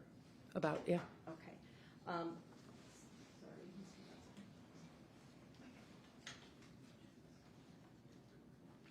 May I approach the witness, Your Honor? Detective Gaddis, I'm showing you what's been marked as states 214 through 216. Just tell me if you recognize those. Yes, ma'am. Do those appear to be pictures of the area where Mr. Tellis was pulled over on the morning of September the 7th? Correct, it is. State moves to admit 214 through 216. No objection. I'm putting on the overhead states 214. That appears to be the car, is that the car that Mr. Tellis was driving that morning? Yes, ma'am. And is it patrol officers that pull him over? Correct. Where are you when they pull him over? Asleep. At your house? Yes. Okay. Do you get a notification that he's been pulled over? Correct. And what do you do? I got in my car and drove out to the intersection that he was stopped at. Okay. When you get to that intersection, do you try to make contact with Mr. Tellis? I did. And did you record your conversations with him? Yes, ma'am. Did you explain to him that you had a search warrant for his DNA? Yes, I did. And did you tell him that you were going to go get or have someone get him a copy of the warrant so he could have it? Correct. At some point, do you explain to him that you'll be taking photographs of him without his clothing on and suggest that you go to a different location? Correct. I didn't want to do that on the side of the road. Okay. And is the location that you agreed to with Mr. Tellis the Summerlin Area Command? That is correct. When you are going to the Summerlin Area Command, do you arrange for a crime scene analyst to come and take that buccal swab and also take photographs of Mr. Tellis? Yes, I did. And was that Jennifer Manning? Correct. You go, I assume, to Summerlin Area Command with him? Yes, ma'am. And does Ms. Manning show up, take photographs, and take a sample from him? Yes. Now, once you have that DNA sample, had you made any kind of arrangements for the DNA to be tested kind of immediately? We did. We asked CSA Manning just to drive directly back to the lab to give it to the forensic scientists. And is that unusual to have like a sample taken and DNA turned around that fast? Oh, yes. I've never seen one come back that fast. Okay. And that was because this is sort of a dynamic investigation, so Absolutely. it needed to be a priority? Yes, it was. Okay. Now, while you're collecting, you're sort of there, but the crime scene analyst is collecting the buccal swab and the clothing, were other detectives effectuating a search warrant at Mr. Tellis's house? Yes. And that house is on Spanish Steps? Correct. I'm putting on the overhead what's been admitted as states 217. I know you weren't doing the search warrant, but do you recognize that location? Yes, I do. And what is that? That is Mr. Tejas' house. Okay.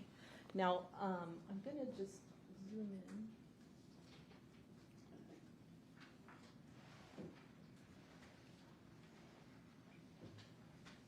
Do you see security cameras on his house? Yes, I do. Could They you are circle them with your mouse? right over here? Okay. So those are present on the day of the search warrant, which is the 7th. Yes, ma'am.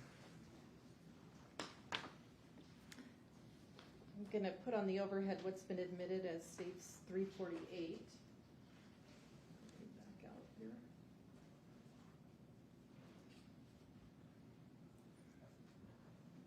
And do you recognize that location? Yeah, that's the same house, Okay. Do you see whether or not there are security cameras there? and there are not. Okay.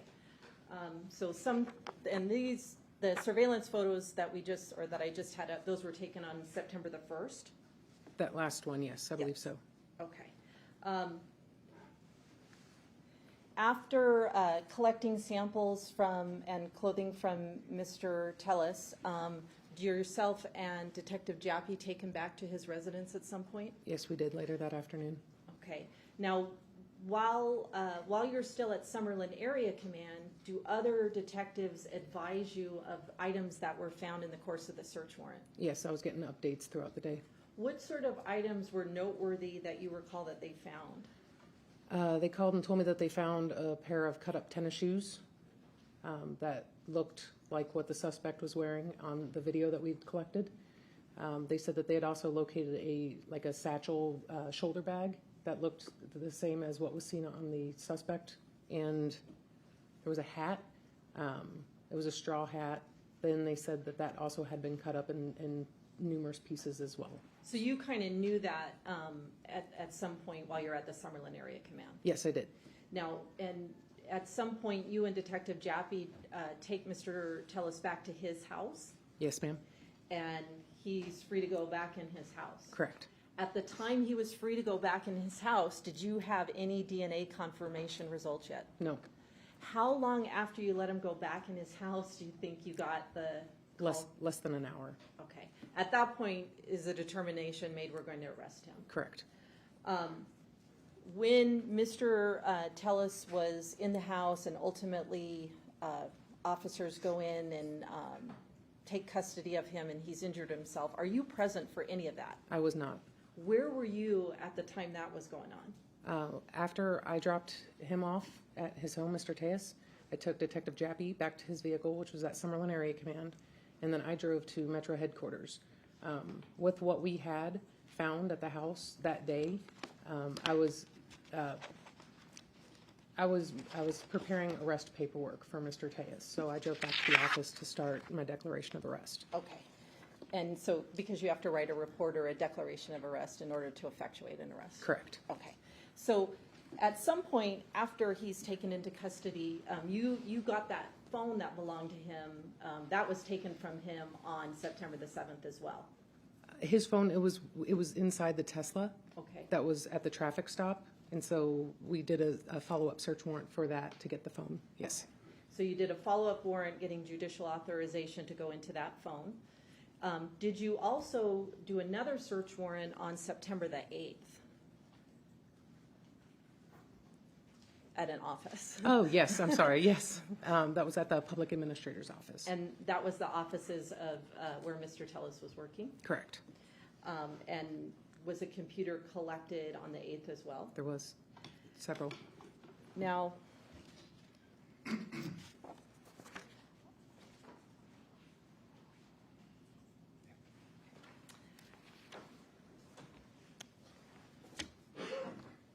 Detective, or may I approach, Your Honor? Thank you. Detective Gaddis, I'm showing you what's been marked as states 355. Do you recognize what this is? Yes, I do. Yes, Okay. Is it labeled an extraction report? it is. And is it a report that came from a download of Mr. Tellis's phone? Yes. State moves to admit 355. No objection. And this includes messaging between Mr. Tellis and Mr. Gehrman. Correct? I want to move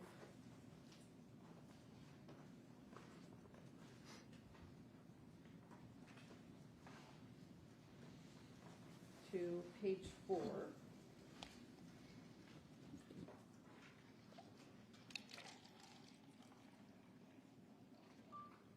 Can you see that on your screen? Yes, I can. Okay. The date of that message is what? May 15th, 2022. Okay. And so it kind of corresponds with one of the news articles? Is that yes? Yes, ma'am. Okay. And what does it say? It says that I don't know what to say. I told you about how much this has all impacted me. You heard from employees who are being harassed by these people. Provided you proved that I was doing my best to actually smooth things over after I had to make hard decisions, still you wrote an article that makes it sound like I'm the guilty one. That was not fair or balanced. And then there's another message here in the middle. He says, I'm very distraught right now. Clearly, there are typos in my message. And then there's one towards the bottom. Yep, and it's still the same day, May 15th, 2022. It says, I've done so much for that office. I told you that I've been followed and that I caught Rita following me. You decided to take it on her word that she wasn't. However, clearly she was. It seems to me that you valued sensationalism or the value of a potential takedown than actually telling the truth. Thank you for helping him to drop more pressure on my life. Was there a digital version of one of the articles that Mr. Gehrman wrote about Mr. Tellis? What do you mean a digital version? Like a version that had an attached a video clip, yes. Okay. And sorry, Sarah, but could you move us over? Thank you. The Clark County Public Administrator's Office has been mired in turmoil and internal dissension for 2 years, with workers claiming emotional stress, bullying, and favoritism. Robert Tellis, who leads the office, has also faced allegations of an inappropriate relationship with a coworker, Roberta Lee Kennett. In an interview with Review Journal investigative reporter Jeff Gehrman, Tellis disputed several complaints. What is your reaction to the allegations from these employees that you have created a hostile environment in this office? Yeah, I earlier introduced you to the other 7 team members, and they're folks who all come with a great attitude, and they work hard. And together, them and I, we are what is making the difference with the performance of this office. I've done my best to try to make everyone happy, but again, it's got to be within a certain framework. People just cannot get to do whatever they want, and it's unfortunate that, we've got some people who were here from before who were basically trying to railroad me. And again, you met those other folks. They're happy, they're dedicated, and we're just here to do a good job. Tellis, who's up for re-election in the June primary, blames a handful of old-timers for claims about a hostile environment in the office.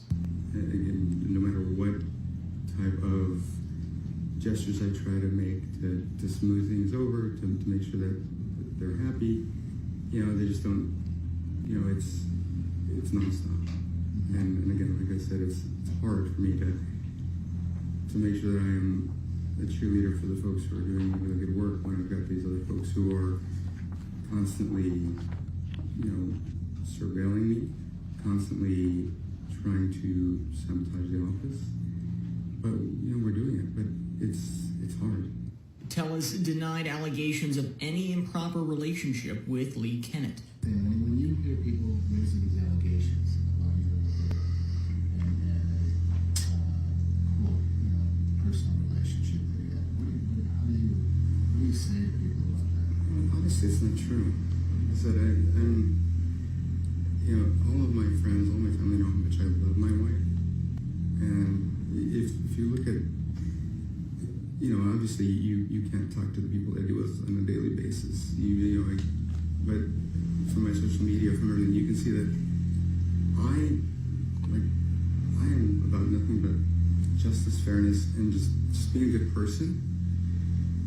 And it sickens me, it destroys me that somebody would even level like accusations like that, because I don't know, it's unreal.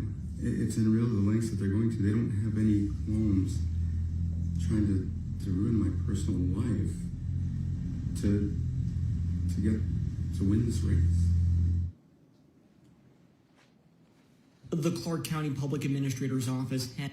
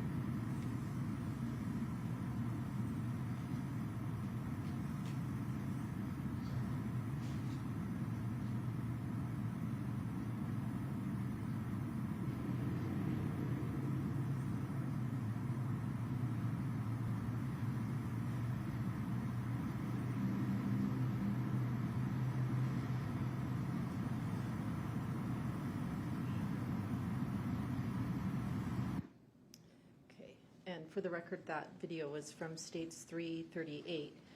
So if I could flip back over and put on States 355 again. These messages where he says Mr. Tellis says he's distraught and the article wasn't fair, those appear to be in response to that published article? Correct. Now, you, fair to say, went through a lot of aspects of Mr. Tellis's phone. Is that accurate? Did you look at his search history of news articles? Yes, I did. And generally, were there searches regarding Mr. Gehrman and himself? Yes, there were. This is States 356. And that's part of the search criteria, Jeffrey Gehrman, Las Vegas? Correct. And so you would have noted that as you examined the phone? Yes, ma'am.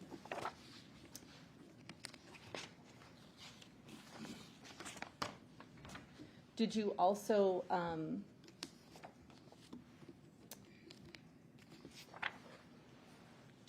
look to the phone to see if you could find items of clothing? Yes, I did. I'm putting on the overhead States 360.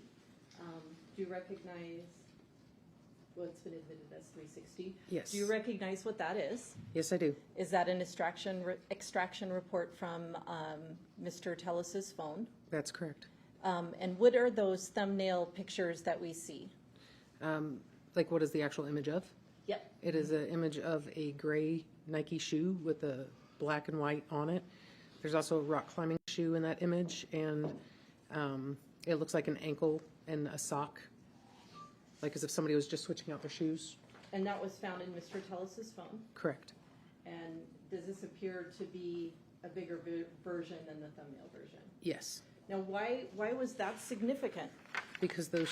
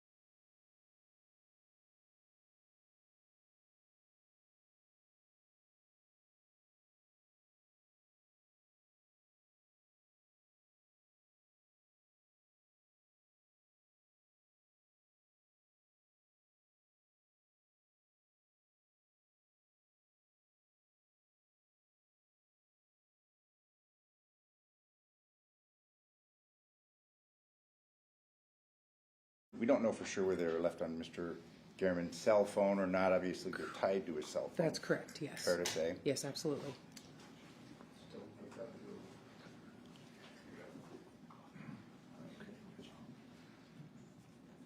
And this was the February. Stop lying to people.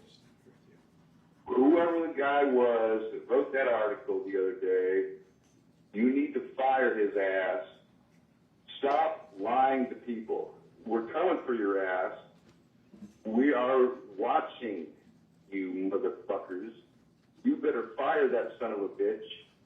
I'm coming down there tomorrow, motherfuckers.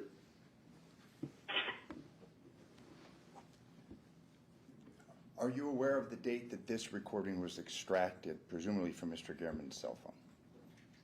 The date that it was extracted? Correct. Being like that we downloaded the phone? Correct. I don't know what that date was. Okay. We had heard two dates on direct, a February 24th, 2022 and February 18th, 2022. Are you able to pinpoint on? Yes, but I thought those were the modified dates. I'm sorry, I Correct. thought you meant the extraction of when the phone was extracted. Well, My that apologies. brings to the point too. Do you know when this was taken from the phone, extracted from the phone? It was, I know our digital forensic lab conducted the forensic dump. I'm not sure when that was, though. Okay. I don't know that date.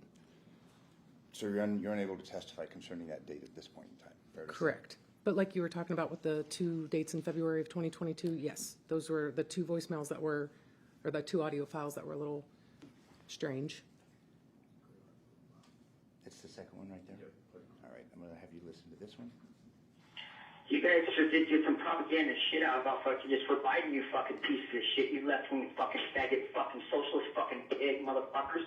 You guys will pay in the end, motherfuckers. You fucking cheated and lied. You guys fucking lied and cheated. And then you went out fucking only Biden, only fucking back shit, motherfuckers. Fuck you, pieces of shit, you motherfuckers. You made the Republic fight again, and you guys are fucking dead motherfuckers someday, motherfuckers. Fair to say that this second voice message is a different individual. Yeah, I believe so. And you believe that these both messages were left by political extremists or those that tend to be extremist in nature? Well, I would say that there are people that were upset with articles that were written. I don't want to judge or assume what their political affiliations are. Okay. I just knew they seemed upset. Fair to say you didn't speak with either of these gentlemen? No, sir, I did not. And you were asked and you were shown States Exhibit 367 concerning the date that you thought that these articles may be concerning. Are we talking about the article that we just brought up? Correct. Yes. And that article was the 22nd of February 2021, correct? I thought it was February 21st, 2021, but yeah, it's 2021. Okay. But you're not able to say exactly when these messages were left in I'm reference not. to Mr. Gehrman? No, I'm not. Long period, short period, we don't know, do we? Correct.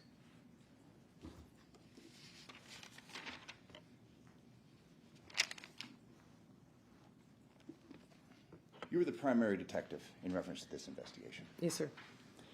Detectives generally operate in details. This was a homicide detail, correct? That's correct. Generally, kind of fast-acting investigations, you're generally trying to operate under deadlines because you believe that facts and circumstances that give rise to a charge of murder may be anything but static. That's true, sure. I wouldn't say deadlines, but there is a expeditious work, yes.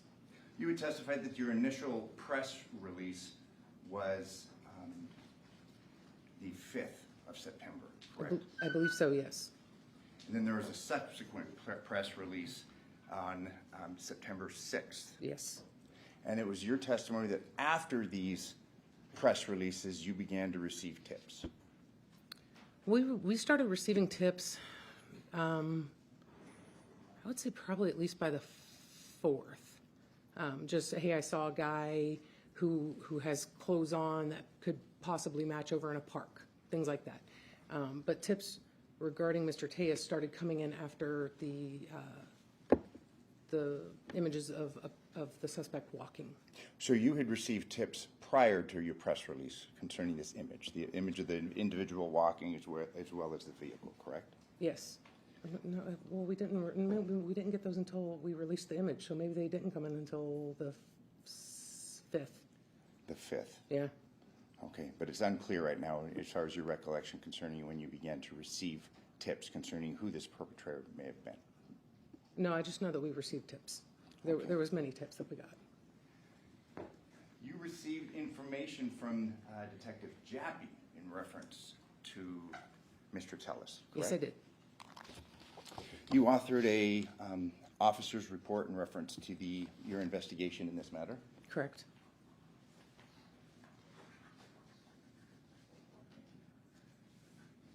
And it's your testimony that you received information from Detective Jappy implicating Mr. Tellis? He told me that he could be a possible person of interest for sure, yes. Okay, but not implicating in the murder of No, Jeff he Bierman? didn't come and tell me that he was.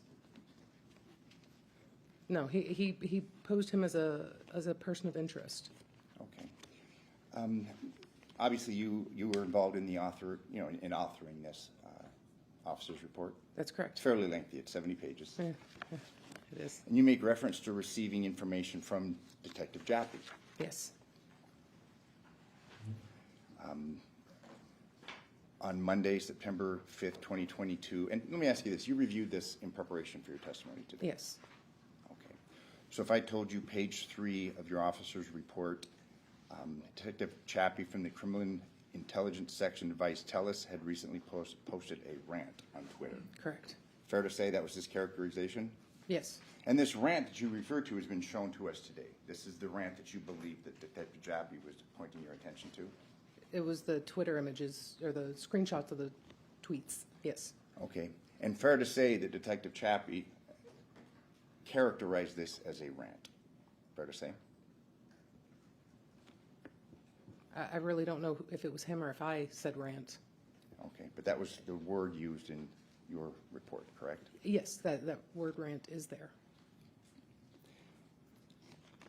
There's an additional reference that predates the release of these images that you received from Detective Jappy on September 4th. Yes. On September 4th, you were contacted by Criminal Intelligence Detective Jappy regarding Gehrman's murder, correct? Yes, sir. Jappy had advised you had prior contact with Robert Tellis, correct? That is correct. And that Tellis may have had a motive to murder Gehrman, correct? Yes, sir. So fair to say that that's implicating Robert Tellis in a murder. If you get a call or an email from Detective Jappy and he says, Mr. Tellis has a motive to murder him, wouldn't you agree with me that that is implicating him in a crime? I would say that there's a lot of people that could have motives, and I'm just receiving the information. He said that he could have a motive, yes, but I don't take that as an implication because I don't take that. I still have to do my full investigation on my own. So we Again, get tips. And fair enough, but I'm using the words that you had used in reference to the report that you generated, Yes. correct? Robert Tellis had a motive to murder Gehrman. Fair to say? That's Based what upon your report? Yes, sir. Yep. And that Detective Jappy explained Tellis was upset with Gehrman because of an article he wrote, correct? Correct. And in reference to this article that Mr. Tellis was upset about, he made reference to a May 16th, 2022 article, correct? I believe so, yeah. And if I told you that it was on page 21 of your 70-page report, would you have any reason to disagree with me? I would not. That's probably correct. So based upon your information that you would receive from Detective Jappy, Mr. Tellis was upset about some May 16th, 2022 article, correct? Yes. And we go May, June, July, August, September. So we're talking 4 months that have basically transpired from the time of this article that Mr. Tellis was upset about and Mr. Gehrman's murder. Fair to say? Correct. So based upon the review of your officer's report, we have 2 references made to Detective Jappy very early on in this investigation. Yes, sir. One on September 4th, Correct. And that's before you started receiving tips and information, and one on September 5th of 2022. Okay. Okay, I mean, you're agreeing with me. You authored this report, and you made reference to both of those, correct? Yes. I just didn't know if there was a question. I'm sorry. And it was, and that's why I asked. Yes, it's a question. Obviously, suffice to say, when I stand here and I ask you things, they're questions. Okay. Understood. So right at the get-go, you'd agree with me that we have Detective Jappy reaching out to you stating, I know an individual that has a motive to murder Jeff German. Yes.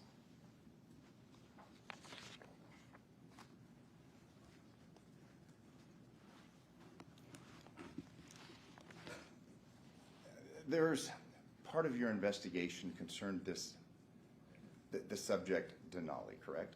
Correct. We had heard testimony that there were several Denalis, and that was former Detective Mogg. Now he's private citizen Mogg, analyst. There was there was efforts made by the Las Vegas Metropolitan Police Department to ascertain what vehicle may have been involved in this crime, correct? What do you mean ascertain what vehicle? Like from the video? Yes. Yeah, trying to track that down. That specific vehicle down, yes. Correct. At one point in time, we have an email where, well, there's 67 Denalis. Fair to say it was a fairly large number. Yes. Were you able to determine, and of that 67, we heard from Mr. Mogg, I keep wanting to refer to him as detective, but the number was narrowed down. Is that fair to say? Yes, sir. But there were still a fairly large number of Denalis that you were trying to follow up on. I can't say that it's a large number. Okay. At one point in time, it became a specific Denali that you were focused on, correct? Yes, sir. In fact, there was surveillance in reference to this Denali on September 6th, 2022, correct? That's correct. We heard from Metro Intelligence agent Tolliver today that she was surveilling, and she saw that vehicle in relation to two others. Yes. Okay, that was September 6th, correct? Correct. And that was after the information had been sent to you, or you got calls 2 times from Detective Jack. Fair to say? Up until that point? Yes. Okay. So then you were focused on that one Denali, correct? Well, we were focused on that Denali because we followed it from the crime scene back towards that neighborhood. Well, we're getting there, but you're saying, Okay. we're talking about what's going on. Obviously, you didn't follow that Denali, did you? No, we were following it on video. Correct. And when did that begin? The video surveillance Correct. recovery? The day that we were out there documenting the scene. Okay, you make reference to Mr. Mogg beginning this. Who else in addition to Mr. Mogg was involved in this collection of video? Detective Milligan, Detective Hoffman, Detective Gilbert, pretty much all the detectives on my team. And then we, like I was telling DA Weckerly earlier, that there was also, we employed patrol detectives from other area commands to come and assist. So there was multiple people. And when did this process begin? On the day of the day that we were called out to the murder, so on September 3rd. We watched an exhibit wherein we followed a Denali from a distance. You're obviously aware of that. You've reviewed that, and both in the steps that you took in this, in preparing this memo, this report, as well as in preparation for your testimony today. Fair to say? I haven't seen Detective Mogg's report, but I am familiar with the video because it is part of the case file. And are you aware of when Mr. Mogg ultimately compiled and presented that exhibit? The analysis concerning the Denali. Are you aware of when he compiled that and when he had that? When he finished it? No. Fair enough. There came a point in time where you obtained a search warrant concerning Mr. Tellis, correct? Yes, sir. And you had testified that that search warrant was done about 2 in the morning on the 7th. Correct. There was a question asked by the state, did you submit this to a judge for approval, correct? Yes, sir. You did that. Yes, sir. And in preparation for this search warrant, you have to prepare an application, basically an affidavit in support of a search warrant. That is correct. And in this application, you lay out the steps, basically the evidence that you feel that you have. Correct. And that's in order to obtain probable cause to get the warrant, correct? Yes, the facts that we've learned up to that point are what we use as probable cause. Correct. The warrant that you referred to was submitted, signed, and it contained your affidavit, correct, in support of probable cause. Yes, I drafted that warrant. And in reference to this, you say that obviously there was surveillance of Mr. Tellis' house, correct? That is correct. And that the surveillance occurred on Tuesday, September 6, 2022. Correct. You make reference to Mr. Tellis exiting his house and looking at the vehicle, correct? Referring to the Denali, yes.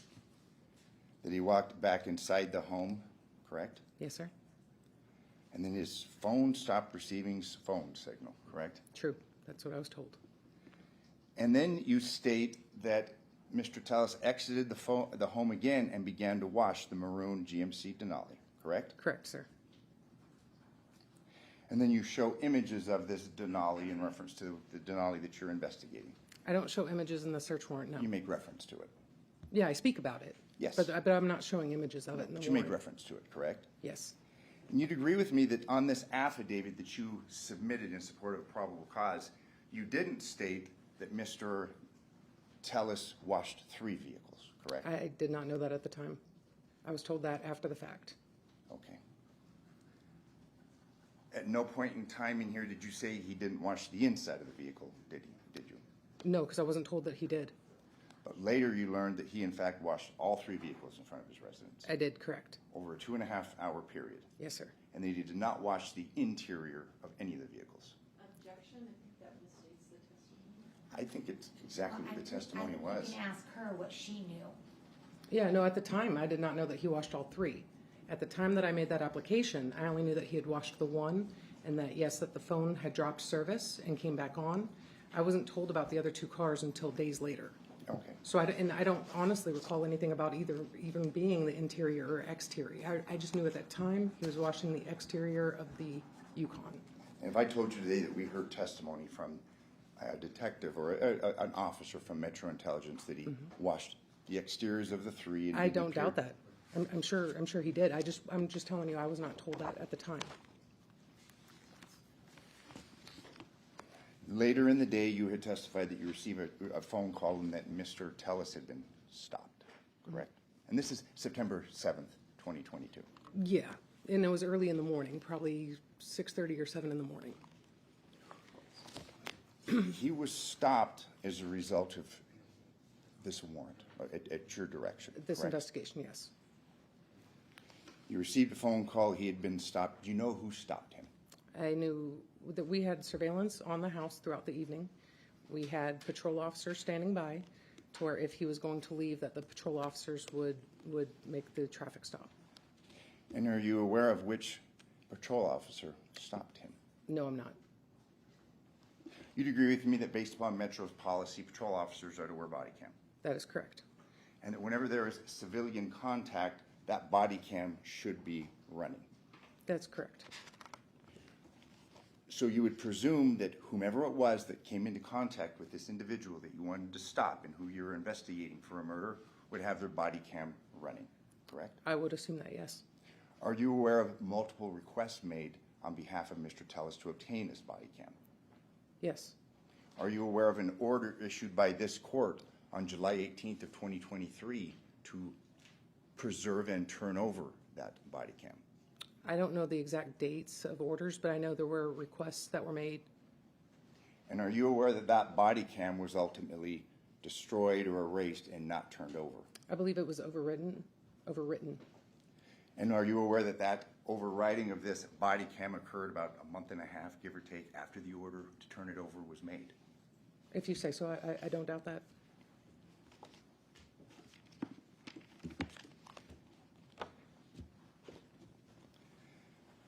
Ultimately, you come into contact with Mr. Tellis and on the morning of September 7th, 2022. Yes, sir. And at this point in time, you are recording your interactions. Yes, I typically keep my recorder. It's an audio-only recorder on. As a detective, you don't wear body cam, do you? No, sir. That's why I keep the audio recorder on. Understood. Is it fair to say that you come and go from crime scenes with or without CAD, or do you show up on CAD every time you appear at a crime scene? We, by policy, are supposed to log in through dispatch, and we get assigned into CAD, which is the computer-aided dispatch system that we use. So yes, we do that. Is there a rare occasion that we end up somewhere and we didn't tell the dispatcher? Absolutely, but we log into CAD, yes. Fair enough. And obviously, whether a person reports to CAB or logs into CAB, that's incumbent upon the person reporting, him or herself. Correct. Officers or detectives of Metro Intelligence, same thing. They don't wear body cam. We have to rely upon their logging in or not in order for them to Correct, appear yes. in CAD, correct? Mhm. Is that yes? Yes, sir. Just so we have a clear Sorry. record, I appreciate you. So at this point in time, it's 7:23. It's a in the morning, September 2nd, September 7th, 2022. Mr. Tellis has stopped, and you need to come into contact with him, correct? Yes, sir. And this point in time, you are recording your interactions with him because you may be of some evidentiary value. Correct, yes. It's not even just that it could be evidentiary value. I record a lot. I don't ever want my integrity to be called into question, so I want to make sure that my interactions are documented completely. Understood. And in this case, you had the recorder rolling, fair to say? Yes. You tell Mr. Tellis that you have a warrant and you need to stop him for a little while, correct? He wasn't formally under arrest, but he was being detained. Yes. He was not free to leave. Correct. Is he handcuffed? At that point, I think, I'm not sure if patrol officers had him handcuffed because when I spoke to him, he was in the back seat of a patrol vehicle. Correct. I'm not sure if his hands were cuffed or not, but I know the door was shut. So, and he's sitting in the back of a patrol car. Obviously, if he had tried to walk away, he would have been stopped. Absolutely, yes. So he was not free to go. That is correct, yes. And so we're clear and so we're operating from the same group of facts. There were 3 transcripts prepared in reference to your interactions with Mr. Tellis on September 7th, 2022. Okay. I thought there was 4 different, but. I have 3. So if I may approach the witness. I would say, okay, yeah.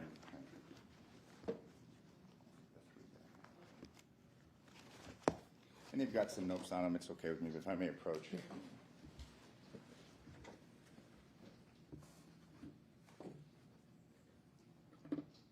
This one.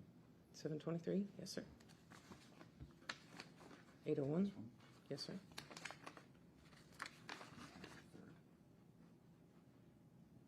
Where's that time at?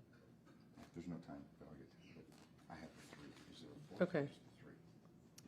I thought there would be 4 separate unless one of them is combined. The last one, can I look at that? Please go right ahead. The last one, it might be combined because that might have also the drive home. Okay.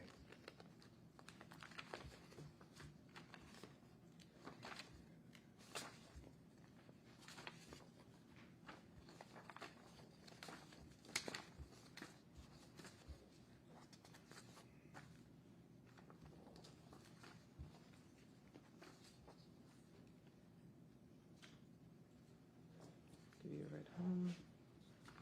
Use the restroom. I believe there should be one more because it appears to end after leaving the substation. Okay.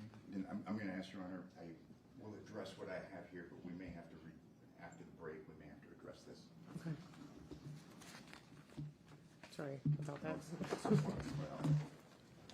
So what I've shown you here is the 3 transcripts of these surreptitious recordings Yes. based on what I have. First one, it's yourself and Mr. Tellis, correct? Correct. Second one, it's yourself and Mr. Tellis. That's correct. We were still at the traffic stop at that point. And then the third statement, and it's the longer one. The first one that I have, there's about 5-6 pages, fair to say. 6 pages. Correct? That's a question. Yes, sir. Second one, 9 pages. Okay. Yes, sir. I'm sorry, 6 pages. It was bad penmanship. Third statement or third surreptitious recording, that's 49 pages. Yes, sir. And on this third one, unlike the prior 2, we have Detective Jappy present. That's correct. You had reached out to Detective Jappy, or did he just appear? No, I called him and asked for help. Okay. First 2, fair to say there's not really a lot of substantive conversation. You're saying Now, No. you're not being arrested even though he's handcuffed in the back of the car, but you're saying we have to detain you. You Yes. have these warrants, correct? Yes. The first two, where Detective Jappy is not present, we have the times that they occur, correct? Yes, sir. This third one, based upon your review of the transcript that I showed you, we don't have a time, do we? On that transcript, no. Okay. And this one's, like I said, fairly lengthy compared to the other two. It's 49 pages. Correct. Fair to say that during this time that Mr. Tellis is, I mean, he's been stopped, he's been handcuffed, he's been put in the back of the car, he's concerned. Reasonable to assume he was concerned. I mean, you get handcuffed, you stick back the car. I just don't want to put feelings and emotions in somebody else's, but I understand what you're saying, yes. Reasonable to assume he's concerned. I mean, it's kind of scary. I mean, I know people that, prior to being a homicide detective, you were. Is there a question? I'm asking it. Go ahead. Prior to being a homicide detective, you worked in other capacities for the Las Vegas Metropolitan Police Department. Yes, sir. At one point in time, did you start as a patrol officer? Yes, I did. Stopped someone for a traffic ticket before, correct? Prior to Yeah. being a homicide detective. Yes. You've had people cry, you've had people respond a number of different ways, being just a patrol officer stopping someone for a traffic ticket. Correct. People can get alarmed and it can be a traumatic situation just for a traffic ticket, correct? Sure, yes. You'd agree with me that it's far more distressing to handcuff a person and stick them in the back of a police car, Your objection calls for speculation. based on her experience.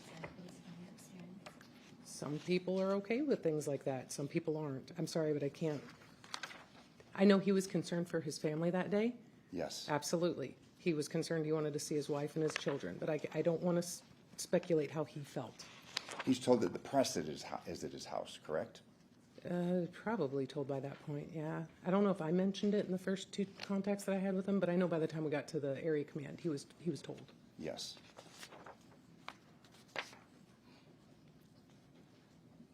He's being asked concerning, does he have injuries to his person? Yes. He basically says he doesn't. He has an injury to his ring finger, but Correct. he makes a reference to his alarm waking him up, and he's told by Detective Jappy that you don't have to worry about that ever again. And I'm referring, counsel, to page 7 of the third recording. Recall that? I don't recall that. If I may approach the witness. I will tell you, though, there was times that I was in and out of the room, too. So honestly, I don't recall hearing that. I'm not saying it wasn't said, but I don't recall it. And if I told you that he's being told here, you never have to worry about his alarm clock again. Fair to say that's an accurate depiction of what's contained within the transcript. That's what is on the transcript.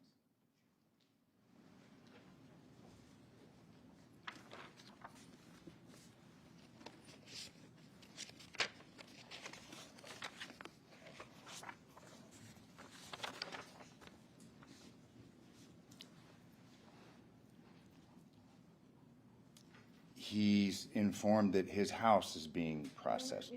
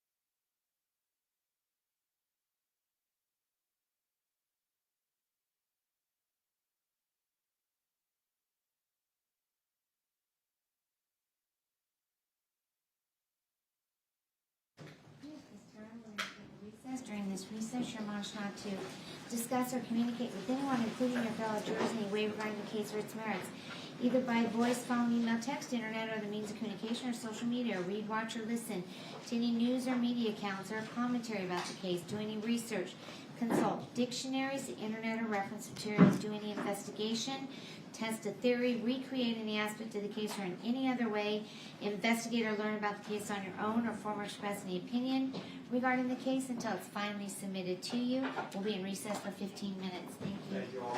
Next adjourned.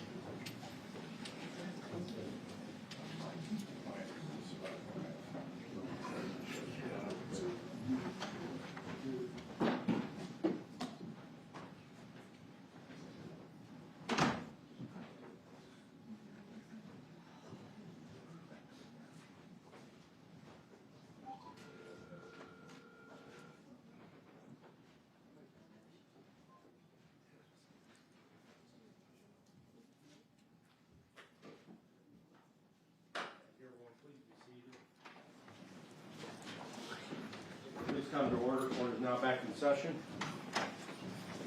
Does the state stipulate to the presence of the panel? Yes, Your Honor. And the defense? Yes, thank you. You may continue. Thank you. You know, turn your attention to, before the break, we were talking about the search warrant that you had authored and gotten about 2 o'clock in the morning on September 7th. Yes, sir. 2022. You'd agree with me that you received an email from Detective Jappy at 12:44 a.m. on September 7th, 2022.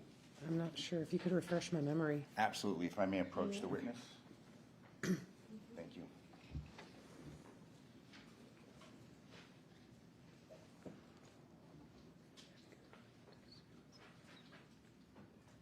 Okay. Does that refresh your recollection? Yes. You received this email. You said obviously you work long hours when you're involved in a homicide investigation, especially close in time to when the homicide is alleged to have occurred. Remember Yes. that testimony? Appears that Detective Jappy was working long hours as well, correct? Yes. He sent you this email at 12:44 a.m. Mm-hmm. And again, he belongs to the criminal intelligence section, correct? Yes, sir. And this email concerns the surveillance log from today/yesterday, correct? Yes, sir. He then makes reference to call me tomorrow when you have a moment. We can figure out a way to get those videos to you, correct? And those are the surveillance videos. Yeah. I'm Or not was sure it which another matter videos. that he was going to send to you? Do you recall? No, I don't recall him sending me videos. That's why I wasn't sure which ones he was talking about. But just so it's clear, I mean, you're communicating with him at 12:44 a.m. Well, he sent me an email, but I'm not sure if I read that or if I responded back or. That shows that that's what time he sent it. True. Fair enough.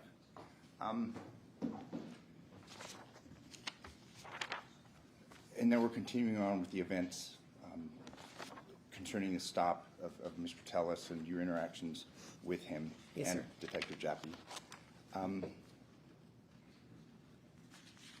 Obviously, you informed Mr. Tellis that he's not arrested, but he's not free to go. When I first approached him, yes. I'm referring to this third transcribed statement. Okay. And you're telling him he's not free to go. True. And I'm referring, counsel, to page 20 of the third recording. You tell him that he can't make calls. Correct.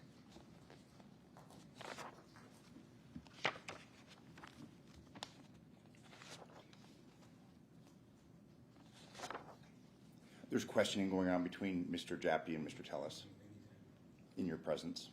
Some in my presence and some without. Yes. I know they're talking. Correct. I wouldn't say it was fully questioning, but there was communication, yes.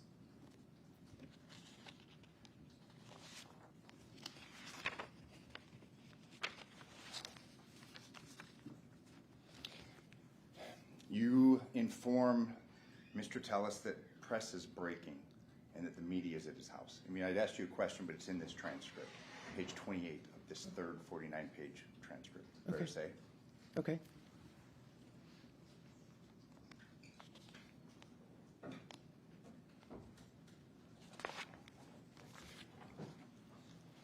There's discussions with him concerning the great amount of stress that he must be under, correct? If it's in the transcript, I agree with you. And I will not Yes. mislead you. So if I say it's in the Yes. transcript, and I'm referring to page 28 of the recorded transcript. In fact, it's told, I don't think any of us could ever comprehend the amount of stress that you've been going through. Did I say that? Detective Jappy did. Okay, I don't recall saying that. Effect on the listener, but Well, but sustained. There's discussion concerning the cameras at his home, Mr. Tellis's home, Correct. and he's cooperative, gives you a password to those, says they were recently installed. I remember they were recently installed, yes. There is a concern for his family and his family's safety, and that's why. Objection, hearsay. I'm not saying what he said. It puts her statements into context. Are you gonna ask her what she said to him? Yes. Okay. You said, I don't know about the gunshot in the neighborhood, you know, it was a couple days. That was your statement. Page 31. I don't know what gunshot we'd be referencing, though. Okay. If I may approach the witness, I mean, from page 31.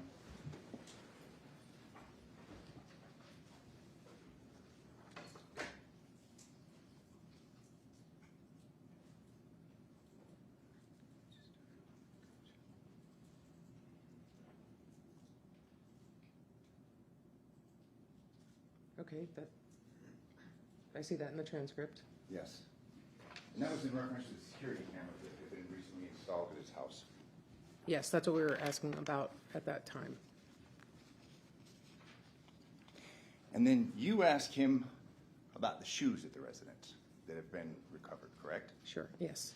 You know, there's a number of questions concerning the shoes. We've had multiple photos, exhibits. Did you ever size those shoes? No, I personally have never come into contact with those shoes. They were recovered at his house. I was never there. So that would Okay. be with the CSAs, they do look at the size on the tag and notate that. Okay, and we've you know, there's been a great deal, and I mean, you were the lead detective in this case. There's been a great deal of issues made or arguments made, presentations made concerning those shoes. You have no recollection of what the size of those shoes are, do you? No, I've never seen those shoes in person.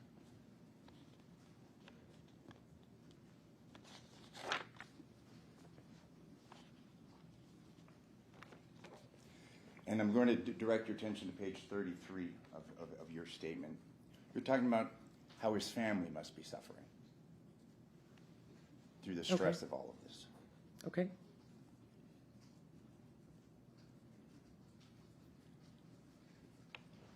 How he should make it easy on his family, correct? Yes. They don't deserve to struggle with this, correct? Yes.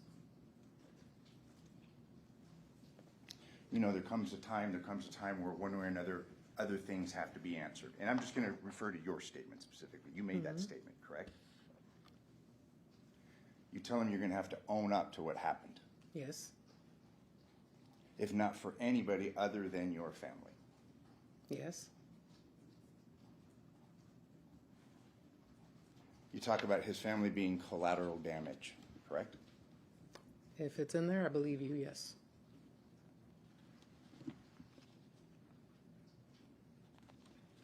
You talk about how hard it's going to be on them, correct? Yes.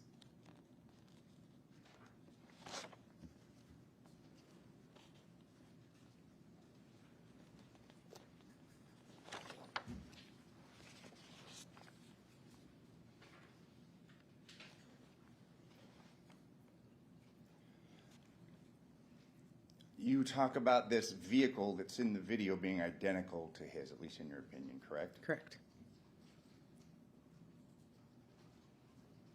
You make reference to a sunroof. Okay. I'm sorry, actually, Detective Jappy does. I mean, you were present for this interview.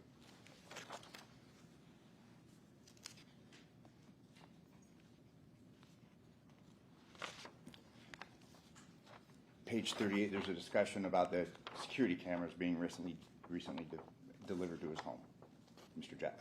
Tellis's home. Okay.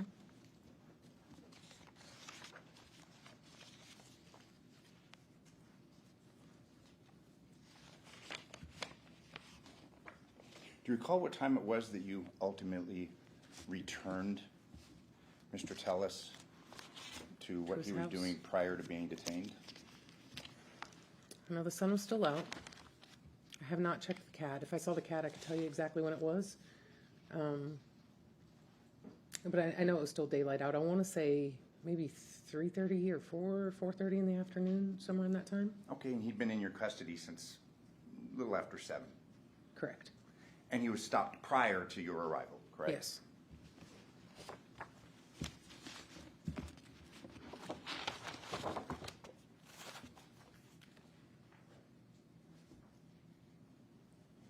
I may approach the witness. I'm going to go through with you what's been marked as defense exhibits B through V. Okay. If you could please just run through those. They are the images of Mr. Tejas at the area command that were taken by the CSA.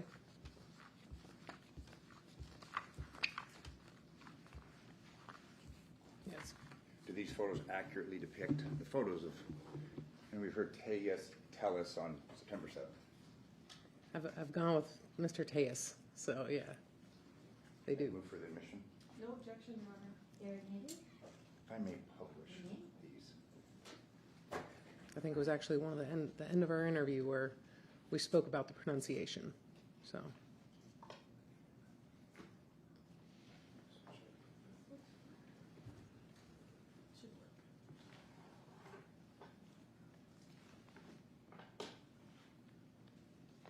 All right, this is defense exhibit B.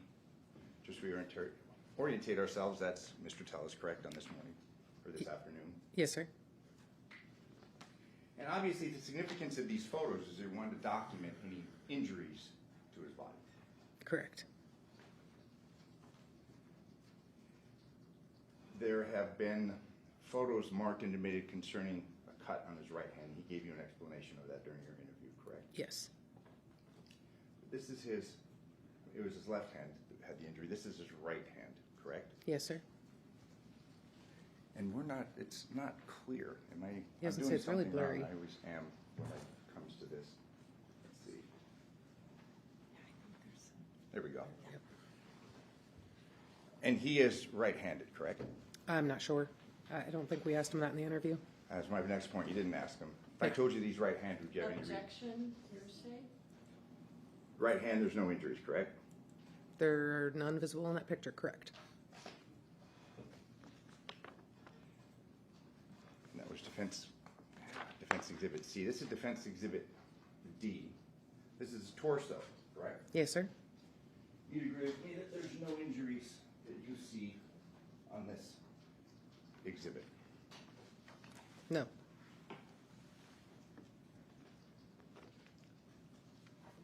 Defense exhibit E.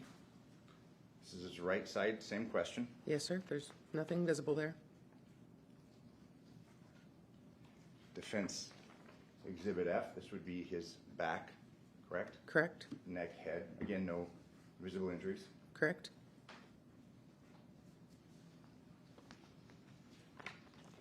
Defense exhibit G.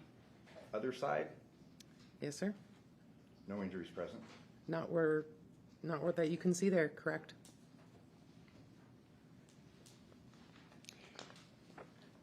We'll close up defense exhibit H of his right side. And that's the same. As you can see in what's depicted, there are no injuries present there. Where?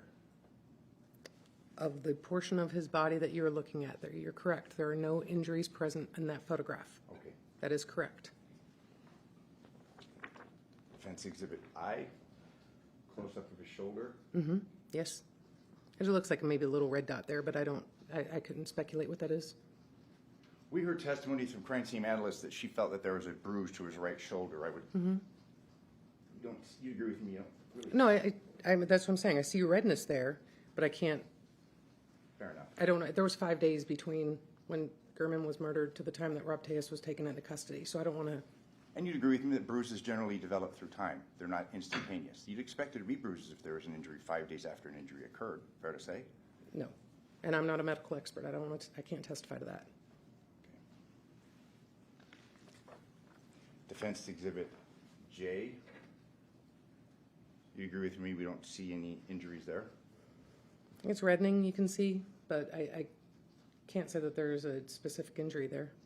What clothes was he wearing and ultimately were taken off prior to this photo was being taken? I know he had jeans on, I think it was I want to say it was a white T-shirt. I could be mistaken on that.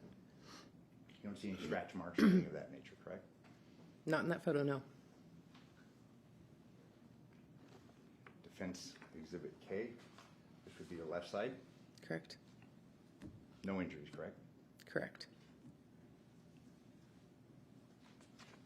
Defense Exhibit L, same question, back of his neck. Yes, there's no apparent injuries.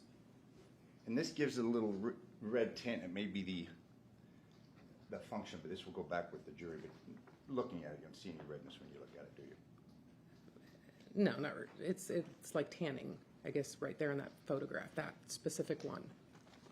Turning your attention to Defense Exhibit M. And we have a shadow, but we don't have any injuries, do we? None that I'm aware of, no.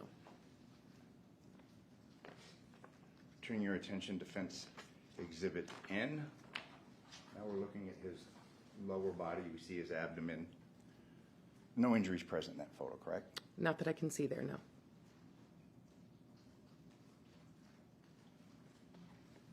Defense Exhibit O. No injuries that I can see there.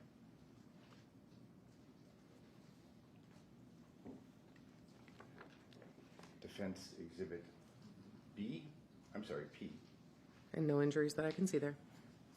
I think there might be I know the left ring finger is damaged, so I can't tell if that's visible on his left side, but on the back of his legs, no. Defense Exhibit Q. There's nothing visible that I can see.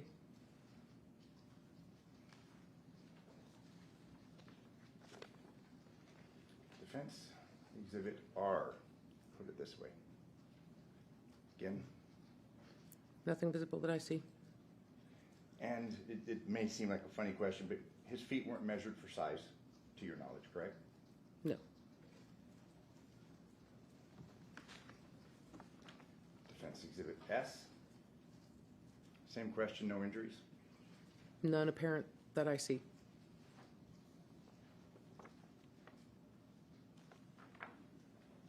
Defense Exhibit T. None, no apparent injuries that I see.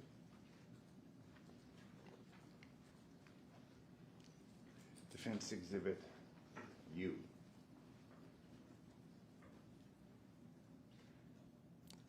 I'd really have to look at it on a computer. That may be pinkish around the ankle, but nothing really apparent or anything, that's substantial. Correct. Fair enough. If I may approach the witness with it. Thank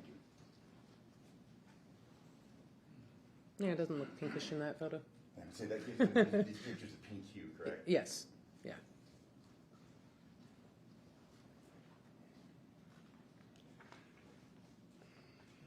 Now, when you came into contact with Mr. Tellis after having been stopped, he was wearing jeans and a t-shirt, correct? Yes. I'm showing you it's Defense Exhibit V. He's no longer wearing the jeans or the t-shirt, is he? Correct. We took his clothing. Took his clothing. Yes, we did. We had a crime scene analyst here last week, and Defense Exhibit A.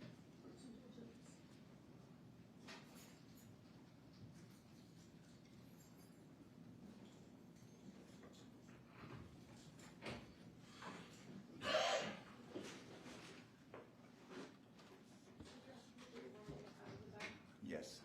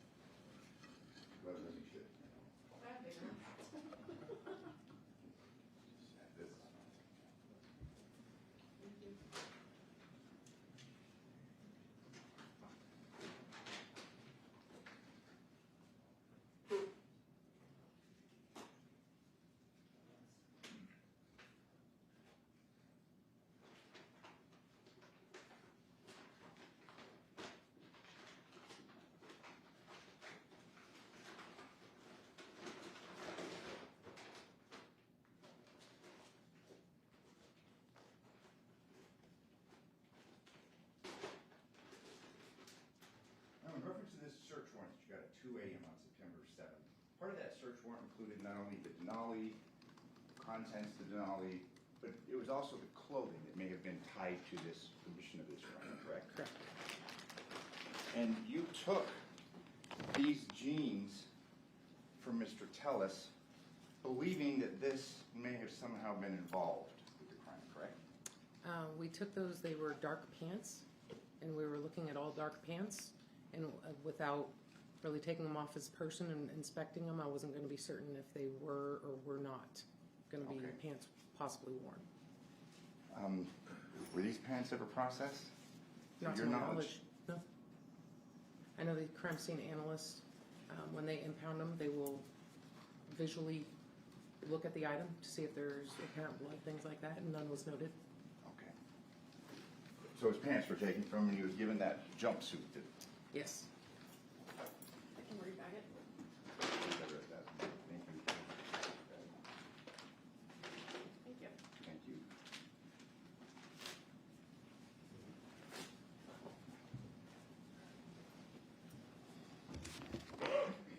And this jumpsuit was what he was sent home in, correct? Yes, sir.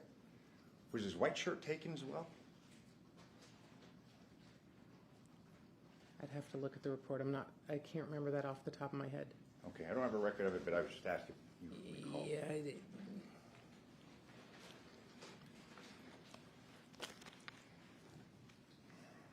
There were other people interviewed in reference to the gait of Mr. Tellis, correct? Yes, sir. We heard from a couple of witnesses last week. Do you remember interviewing a Zach Schilling? Yes.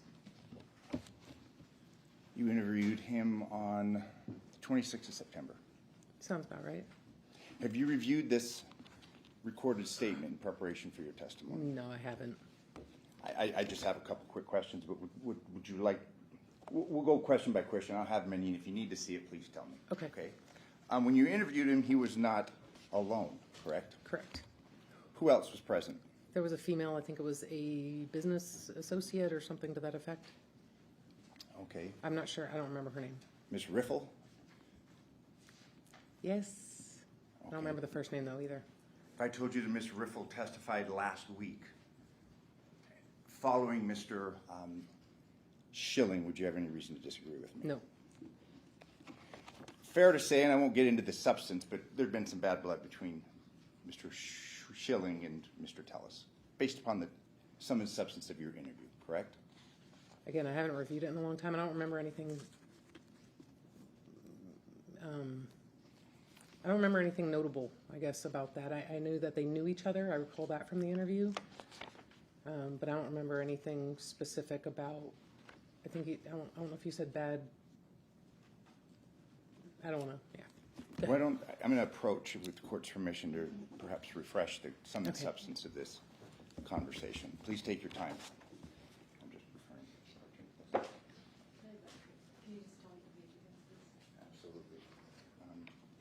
Specifically page 8 of the substance of it. And this is a fairly lengthy interview. It was 99 pages long. Okay. Please review that. Was it page 8? Is that what you said? That was just something that I want to address, but I just want you to flip through that to remember, to refresh your recollection. That's a long interview. I'm sorry. Okay.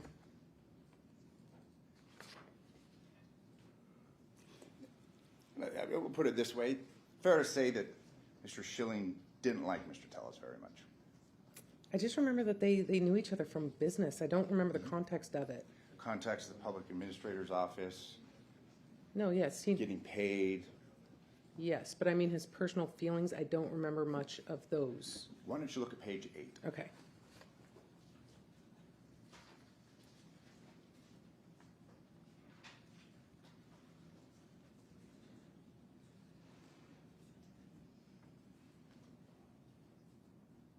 Okay. And just so we're clear, this interview occurred in front of Ms. Riffle, correct? Yes, she was present. And during this interview, Mr. Schilling referred to Mr. Tellis as an asshole, right? Yes, he did. I may approach the witness.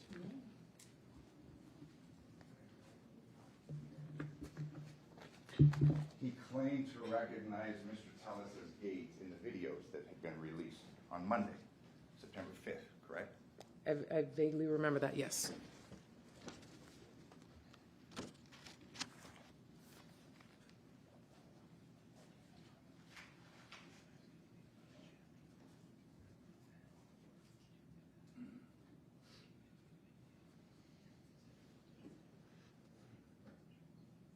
In reference to your officer's report, you lay out what issues, what items were found through the course of the search of Mr. Tellis's house, correct? You're talking about the location and who recovered it and stuff? Yes. Yes, that's documented. And in reference to these shoes, according to your report, it was Detective Gilbert that Yes, he Found. was present.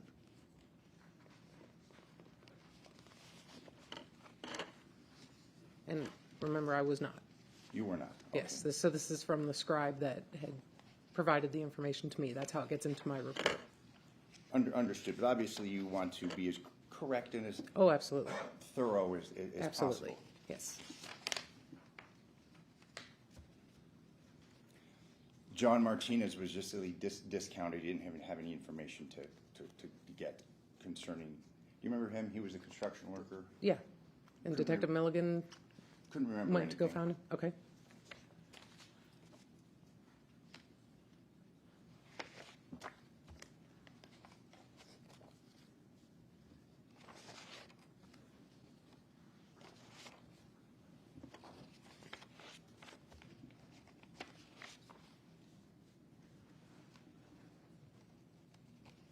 And in reference to the installation or the reason for the installation of these cameras, it was consistent concerning other people that you'd interviewed, the reason for the installation of the cameras.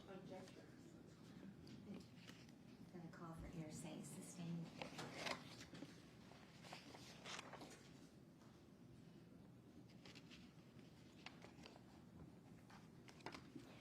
You had testified that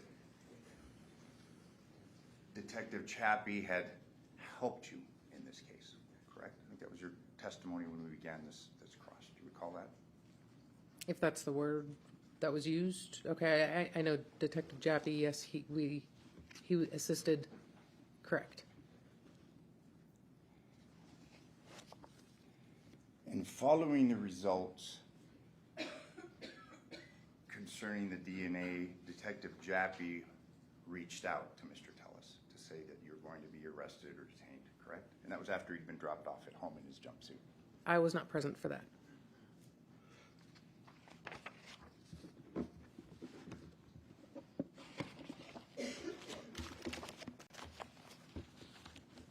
You were shown a number of articles, and we watched some videos together before the break concerning the events of the Public Administrator's Office. Do you remember that line of questioning? Yes.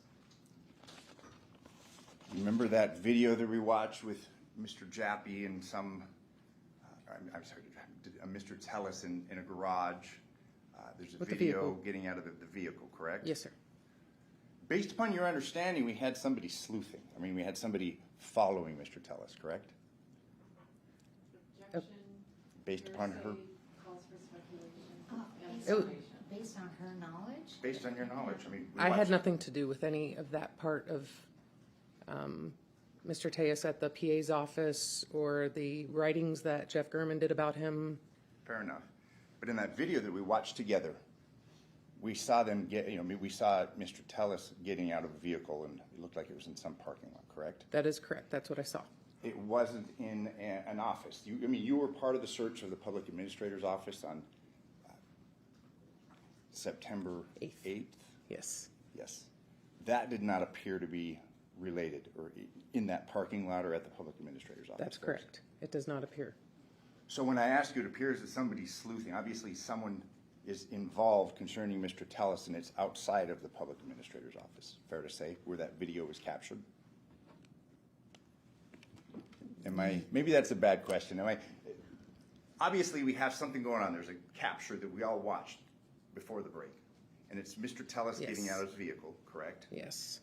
And based upon that article, somebody obtained that video of Mr. Tellis, correct? I'm not saying it's Metro, but based upon our view of that, somebody captured that. Somebody was sleuthing. Somebody did, yes. And that was in reference to events going on in the public administrator's Somebody office. captured the video, correct, Correct. pertaining Yeah. to the public administrator's office. So Yes. somebody must be conducting surveillance. Somebody must be following Mr. Tellis. I have no knowledge of that. In reference to what you had characterized as surveillance, the spot off of the Popeyes, that parking lot, Yes. mile and a half away from Mr. Tellis, or from think it Mr. Gehrman's home, correct? Correct. Mile and a half. We have multiple photos. You opined that or you gave an opinion that this was surveillance or something, correct? That's what it appeared to be. From the time frame that those images were taken, I think it was about a 2+ hour block of time, and with the amount of them, that's what it appears to be. Okay, but again, too, we don't even know if that has anything to do with anything, do we? It's just something that was found on the phone or perhaps was part of a cloud, correct? In reference to That was Mr. found on the phone, yes. Yes. You don't know of any, I mean, you gave the opinion that this was surveillance, but we don't know, do we? That's my opinion. So you do have an opinion concerning surveillance, at least sometimes. When I conduct the surveillance, yes. Okay. But in this case, we had several photographs taken of vehicles, correct? You're talking about from the Popeyes? Yes. I think it was hundreds. Yes. 150, something like that. Yeah, there was a lot. None of those cars were of significance in this case, correct? Correct. Thank you. I have no further questions. Oh, actually, I'd move to admit Defense Exhibit W. Is there any objection? No objection, Your Honor. Then it is admitted. Move to admit, I believe, by stipulation, Defense Exhibits A, B through D. Thank you.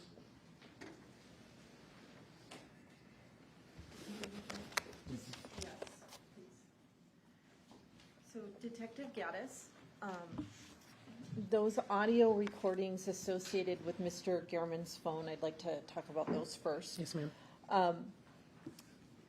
With both of those, was there an attempt made to see if there was a phone number that you could associate with the voicemail? Yeah, I tried to identify who the caller was, but there was no phone number connecting at the same time that would lead me down that path. So there was no data you could go further on to determine like whose phone number it might have been? That's correct.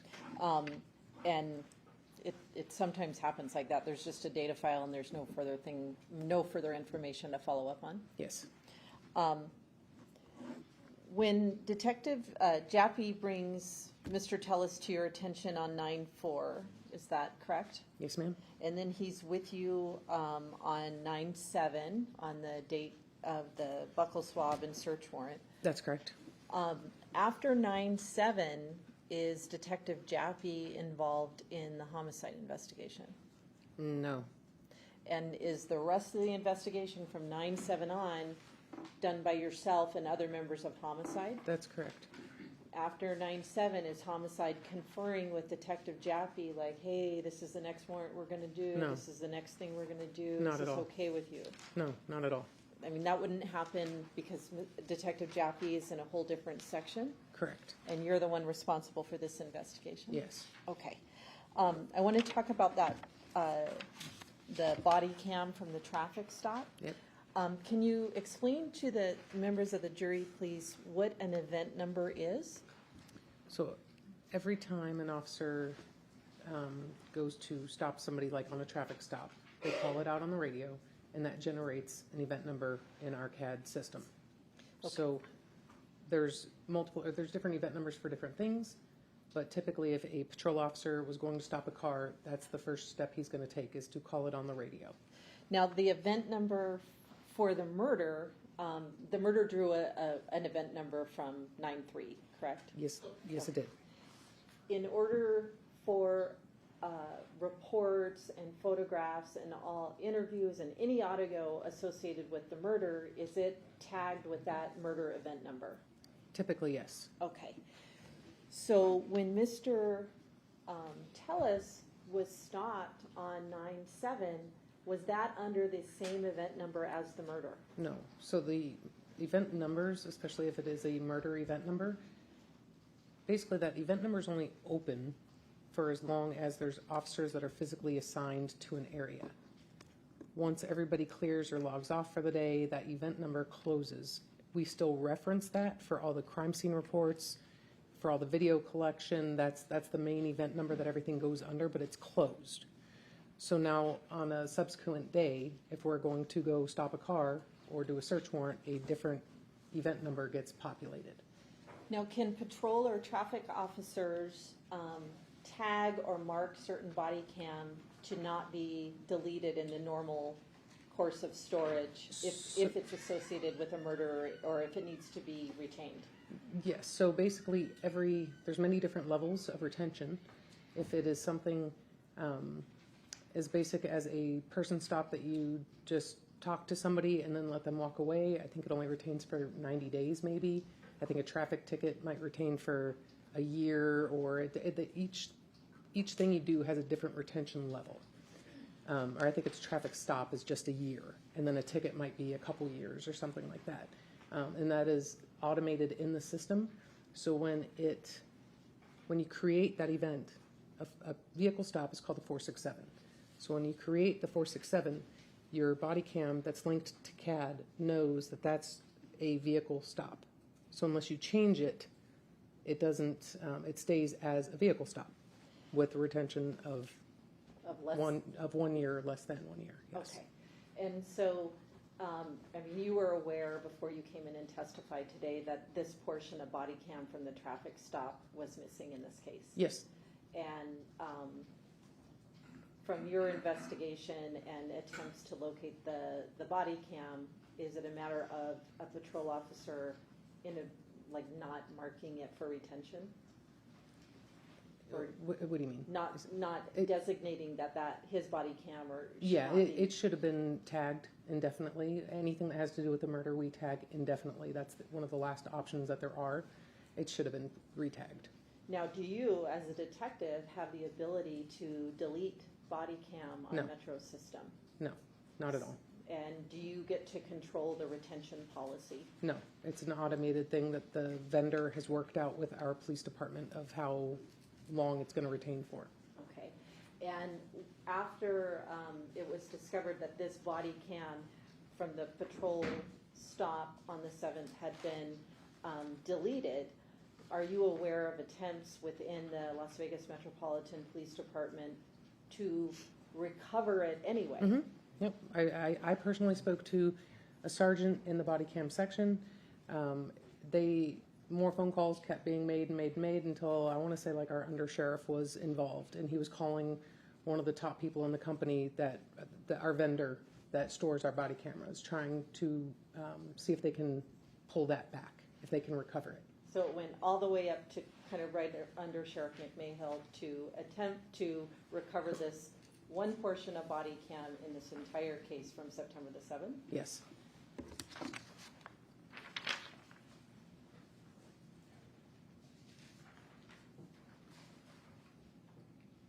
May I approach the witness, Your Honor? Detective Gaddis, I'm showing you what's been marked as stage proposed 371. Do you recognize what that document is? Yes, that's the audit trail for the body camera. Okay. And is it a record kept that tells you basically when body cam was downloaded and when it was deleted by the system, and then an audit trail being sort of looking at when the body cam was downloaded or deleted? Yes. Statement to admit 371. No objection. I'd like to publish. This will be page 2.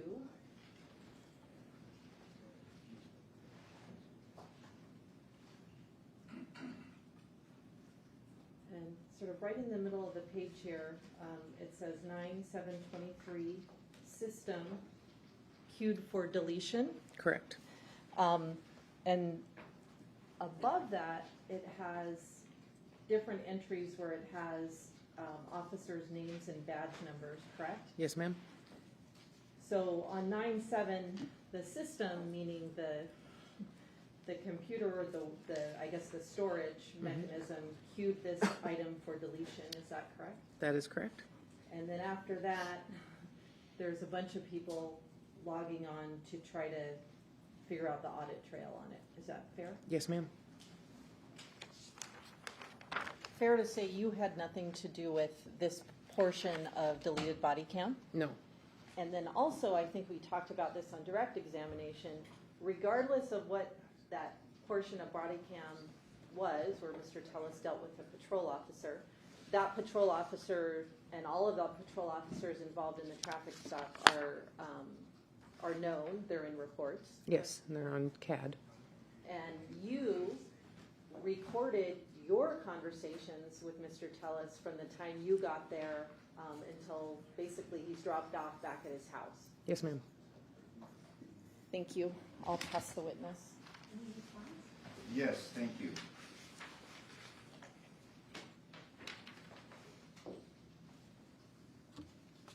If I could turn your attention to, and it's in States Exhibit 371.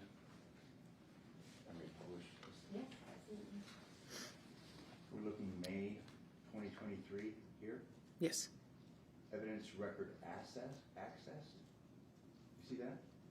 Yes, I see that.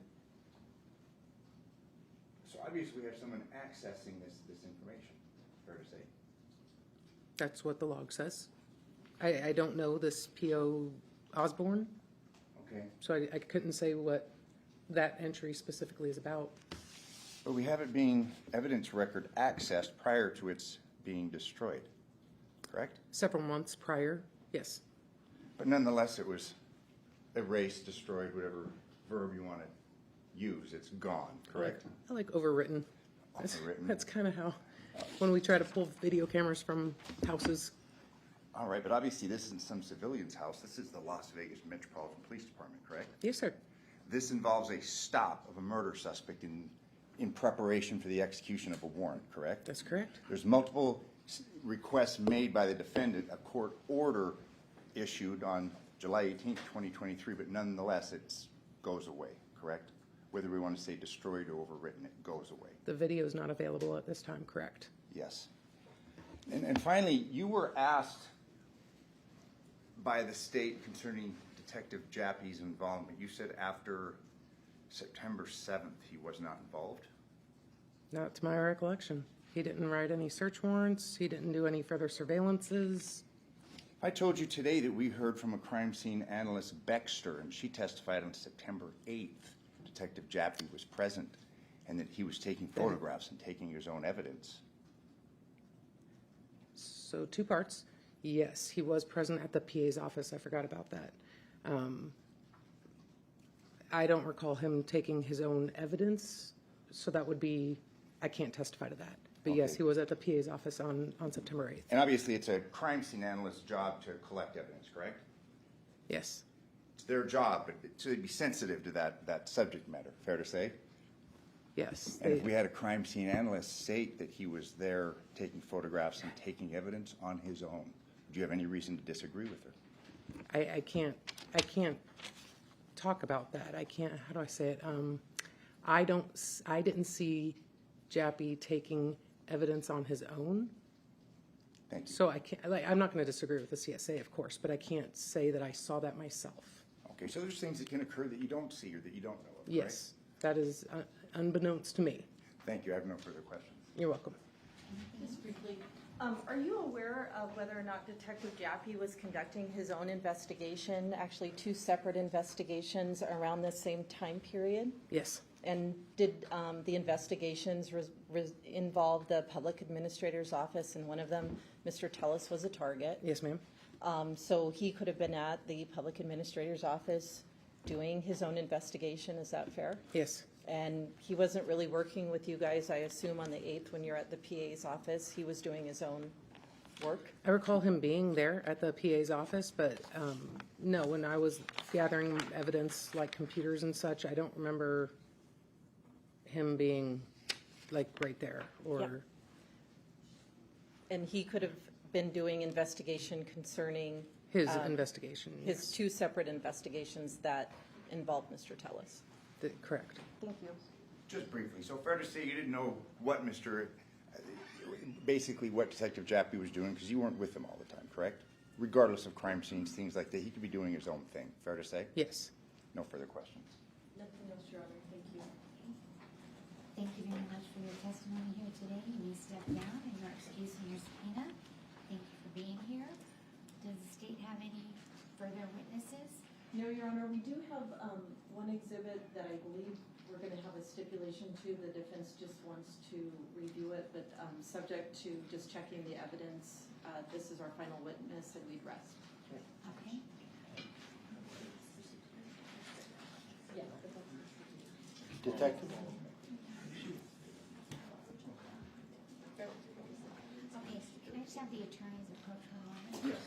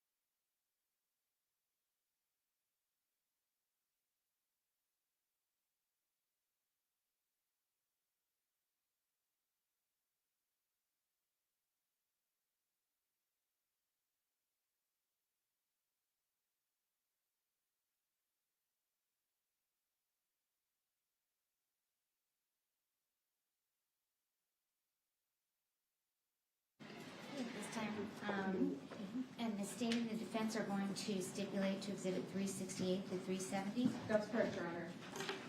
That is correct, and it's my understanding the state is correct. That's correct, subject to that one last exhibit. Okay, so at this time, ladies and gentlemen, we are going to conclude for the day. We're going to start tomorrow morning at 10:30. During this recess, you're admonished not to discuss or communicate with anyone, including your fellow jurors, in any way regarding the case or its merits, either by voice, phone, email, text, internet, or other means of communication or social media. Read, watch, or listen to any news or media accounts or commentary about the case. Do any research, consult dictionaries, the internet, or reference materials. Do any investigation, test a theory, recreate any aspect of the case, or in any other way investigate or learn about the case on your own, or form or express any opinion regarding the case until it's finally submitted to you. Thank you very much, and we'll see you tomorrow morning. 10:30. 10:30. Thank you, all right, thank you very please.